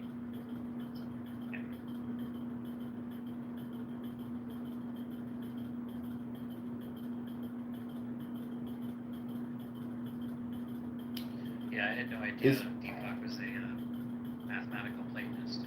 That's interesting. He's not. He said that he might be persuaded, maybe, but not. Hey, but you do agree though that in the Bible, Old Testament, New Testament, there's verses in there which are useful to you in your personal life. Do you deny that? I think I do deny that. Yeah, I'm not going to say there's not anything good in the Old Testament. There might literally be one or two verses, but the vast majority of them are completely pointless and harmful and evil. Okay, so if I read you just a couple quick verses, you would agree with what you just said? Yeah, like I said, I'm sure you can pick out one or two verses that are not completely. It's not one or two; it's thousands. FYI, I have them on 3x5 flashcards. It's intelligent. It's large language modeling. It's psychological in nature, and it's emotional intelligence. So that's. Here's the thing: there's good in almost every single book, right? I'm sure you could pick up the most horrendous book and find at least one or two sentences that are useful for life. This is from Proverbs, for example. Joyful is the person who finds wisdom, the one who gains understanding. Let me ask you a question: are you joyful and happy in your life? Sometimes. Ask and it will be given to you. Seek and you will find. Knock and the door will be open to you. My point is, I'm not going to keep reading these things. The point is, I just find great value in the neurolinguistic programming of the information to make me a happier, more successful person. Now, whether or not Jesus or God the Father exists is irrelevant to me. I enjoy the programming language. Okay, well, are you a Christian or no? To me, it doesn't matter if I worship the spaghetti monster. To me, it's a good book that gives me high value information. Look, that's a pragmatic argument. That's fine, but I'm just saying, are you a Christian right now? And do you believe in the truth value of the claims? I believe it. I believe that the book. I believe that the Bible is a high value book which should be read and studied thoroughly if you have the time. You are such a dodger. It's not a dodger. It's an irrelevant question. I'm trying to emphasize that the book is important, not whether or not I personally believe that Christ is Messiah. And I acknowledge. Now, do you mind just answering whether you truly believe it? No, I actually think that once you study it enough, you realize that it's all psychological and emotional education. And to think that Jesus Christ is the son of the Godfather is, like, there's a lot of fantasy land in all this shit. But nonetheless, the emotional intelligence is the high value. You're not a real Christian then. Fine, you can believe in the Bible and read it to your heart's content and you feel it helps you for your life. But that doesn't mean you believe in God. And Well, it's still just your opinion that I'm not a real Christian. I don't know why you think personally that you are the arbitrator and the one who gets to tell me who I am, what, you may have a problem. It could be a you problem. No, I'm fine if you want to identify as a Christian. I wouldn't say you can't identify as a Christian. What I'm saying is the vast majority of Christians I've ever talked to, they say you have to believe that God exists essentially and that Jesus rose from the dead. If you don't believe that, then you're just... Well, it's a game, though. That's the point. You can't join a Freemasonic lodge unless you can verbally confirm that there is one God. And so the whole thing becomes one versus many, many versus one. Okay, fine, Jordan Peterson. It's okay, fine. Are you talking to me or Piper? Nobody, What is that? I was talking to you, John. You just understand this part, right? Everybody here wants to talk about whether there is a God, what religion is true, that kind of thing. You don't care that you have your fucking, Jungian interpretation of whatever the fuck. Nobody cares about that. Yeah, John, if you feel the Bible helps you in your life, good for you. We actually care about whether it's actually true. And also, if while you're at it, if you like reading books that help your life, might I recommend the Bhagavad Gita? Yeah, there's a lot of very good spiritual books out there. I've read them all. Yeah. Listen, the Dhammapada is fantastic. Bhagavad Gita is fantastic. The Upanishads is fantastic. All these books should be studied. And if you just want to come on a social audio chat app all day long to do this debate, that's fine too. But what I'm saying is the wisdom in the books is the meat and potatoes, the fruits and the nuts, the milk and the butter. And you're missing the point that it is true. It's my opinion. Hold on, can I show you the milk and the butter of the Bible? Because I think Go ahead. Go ahead, Dr. Abe. Yeah, sure. Hold on, let me get the verses out here. It's like going to a movie and complaining about the movie that you just paid $10 for. It's like, try to enjoy it. Yeah, I can say that the movie is shit. I know, but it's still just your opinion. It's not a fact. It's your opinion too, bro. I know, and that's the point, is it's everybody's opinion. But you seem to think that you know everything. No, that was I don't know everything, but I know a little bit. Well, same here. Okay. So, let me see.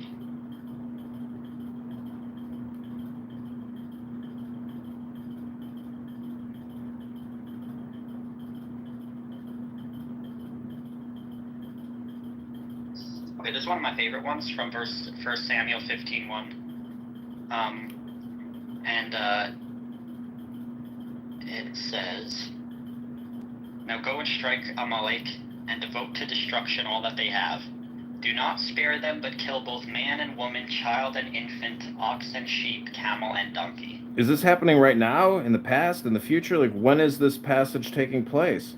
It happened in the past, and by their lights, by their understanding, they believe in a God. Is it a metaphor? That told them. No, it's not a metaphor. It's literal? Oh my God, I never knew it was literal. I always thought it was a metaphor. Well, now we're doing a Bible study. Wow, you teach the Bible. I do teach the Bible. I actually know the Bible. That's amazing. Yeah, I'm more than you, actually. More than me? Yeah, 100%. How much more than me? 100%? How much? What is 100% more than me? Yeah, I don't even know if you've read the whole thing. Have you read the whole thing? Yeah, start to finish, 100 times. Good. That's a good start. Have you read it in the old Hebrew? Aramaic too. I'm fluent in Aramaic. You're fluent in Aramaic? Yeah, I've been studying Aramaic 20 years. We're gonna put this to the test right fucking now. I'm gonna give you something to read, John, and if you can't read it to me right now, God help you. Is it like your opinion that God will help me? No, it's a metaphor. I'm gonna give you something in Aramaic. I'm gonna put it on my PTR, and you better be able to fucking read it, or else you're gonna be a liar no in problem. front of the whole room. Okay, go ahead. Okay. PTR. And you better read it right away. Don't copy it and then. Do you want to hear it in modern Aramaic or do you want to hear it in ancient Aramaic? I speak both. If you can read Aramaic, I can give you a page from the Talmud.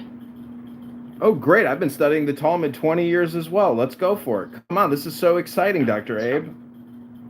Good.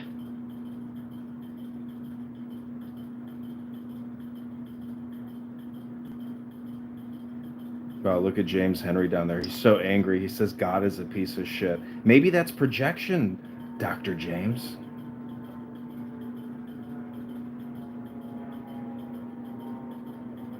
I mean, you've been doing it the whole time. You've been up on stage. Yeah, everybody projects. Did you know that, Shawnito? Including me?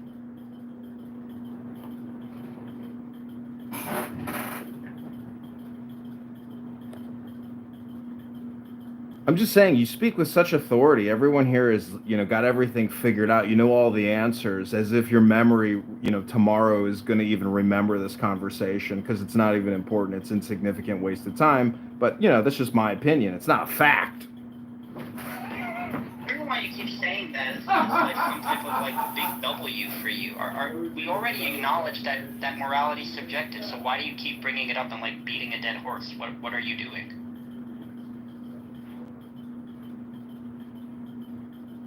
I don't understand it.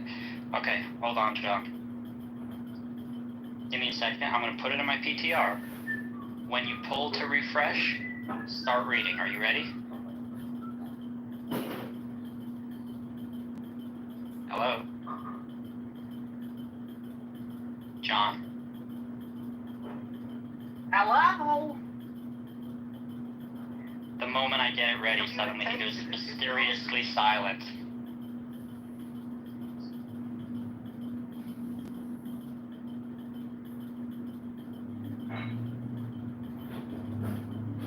Hey James, John was cucking out.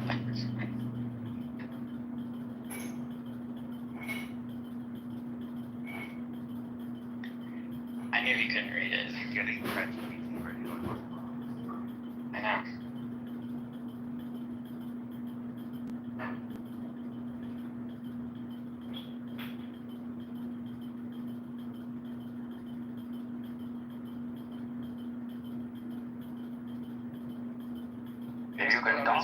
You can dodge a ball. He's got to wear special clothing to do the Aramaic. Communication is hypnosis.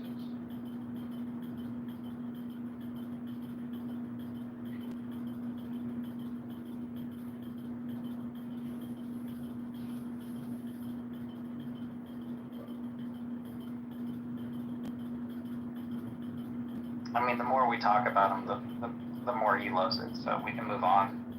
If anybody else wants to talk about something else.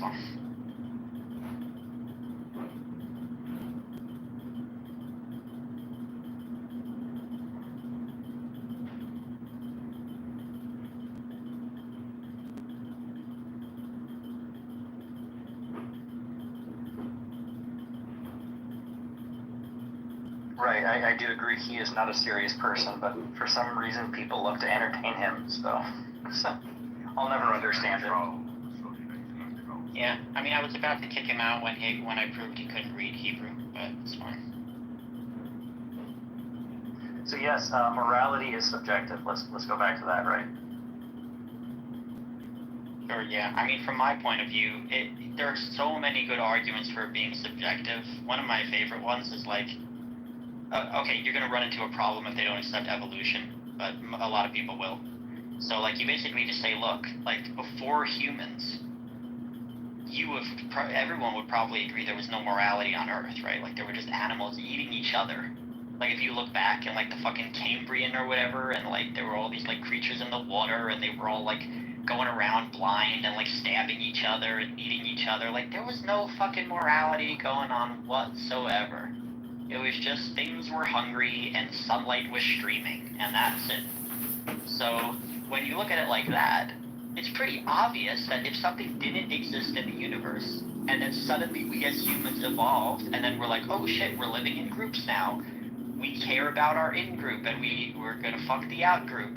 Like, that's morality developing before our eyes. So I don't even know why that's even, like, controversial. That just seems like a fact of the universe and the way we evolved. These types of behaviors can be seen throughout the animal kingdom. Fish swim in schools for a reason, right? Monkeys and orangutans hang out in groups. Elephants mourn their dead. Depressed people hang out on Clown House. Alright, dude, just kick him, please. Yeah. Just kick him. He's too frustrating for us because his opinions aren't facts. The audience. I was going to give you a chance, by the way, to read the Hebrew and the Aramaic, but since you're such a troll, I don't even need to wait anymore because I know you can't read shit.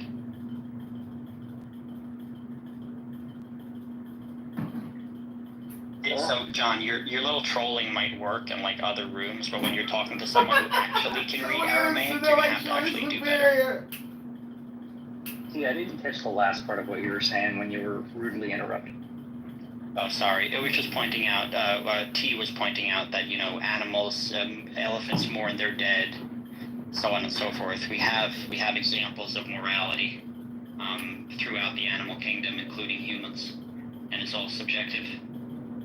We have evolutionary examples of these behaviors developing prior to humans, is what I'm pointing out.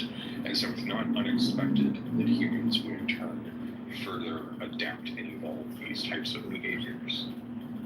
Like, the reason why morality is subjective is because it might have to do with consciousness, right?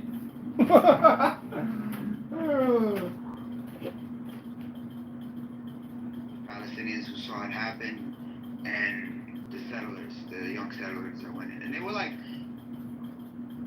research on it. I can post something to just give you. Here's the thing, like if you think about a man, we got him. Languages of the several thousand living languages on this earth. It's not really complex. Humans say a word, it gets picked up, they put it in a dictionary. Shakespeare made up a bunch of shit for this English language that we've mastered. They put it in there, they use it as a word. So the word coon has a usage in the way that black culture now refers to people within the same skin color, right? That speak in a specific way about our culture. So I'm just saying all of these words from a linguistic standpoint, they evolve. They could mean something different next year. So the usage of coon has a specific definition when black people use it for another black person. That's all. It's specific black on black coon. Yeah, I know. It's a quick Google search, that basically the word coon as a racial slur for black people originally in the United States and is deeply rooted in the history of slavery and racism, right? So it is originally a racial slur, which in now today's day and age is wanting to be used in a different manner. Yeah, just kind of like by all means. The N-word, we didn't make that up for ourselves, but we kind of flipped it a little bit, you know what I'm saying? My culture has a history of doing dynamic things and being really creative with this, bland language that they served us when we got here. So it's all good is what I'm saying. So it's just similar to coon, right? We flipped it, use it in a different way. But that's how all language is. That's what I was saying. I was just having a quick linguistics conversation with you. But your point is taken. I understand where you're coming from. I'm done. Yeah, I just think the word should just be abolished at this point. But I get of course we do, Cole. Let me go to King. King, you there, King? Alright, this is fucking. Why be chill, bro? Just take it easy. Yeah, King, how you doing? What's going on, brother? I'm listening, man. What do you think about the conversation so far? I don't know, man. I really let Mojo and them talk, bro. Now, JT put a link in the box about Obama sending money to Holocaust survivors, right? Did you see that link? I'm familiar with what Obama did for the Jews. That it? That's it. Because the thing was, man, you know, so many people get blowback, on Clubhouse when it's about convenient. opinions. When I'm looking at you like, you know, when people like JT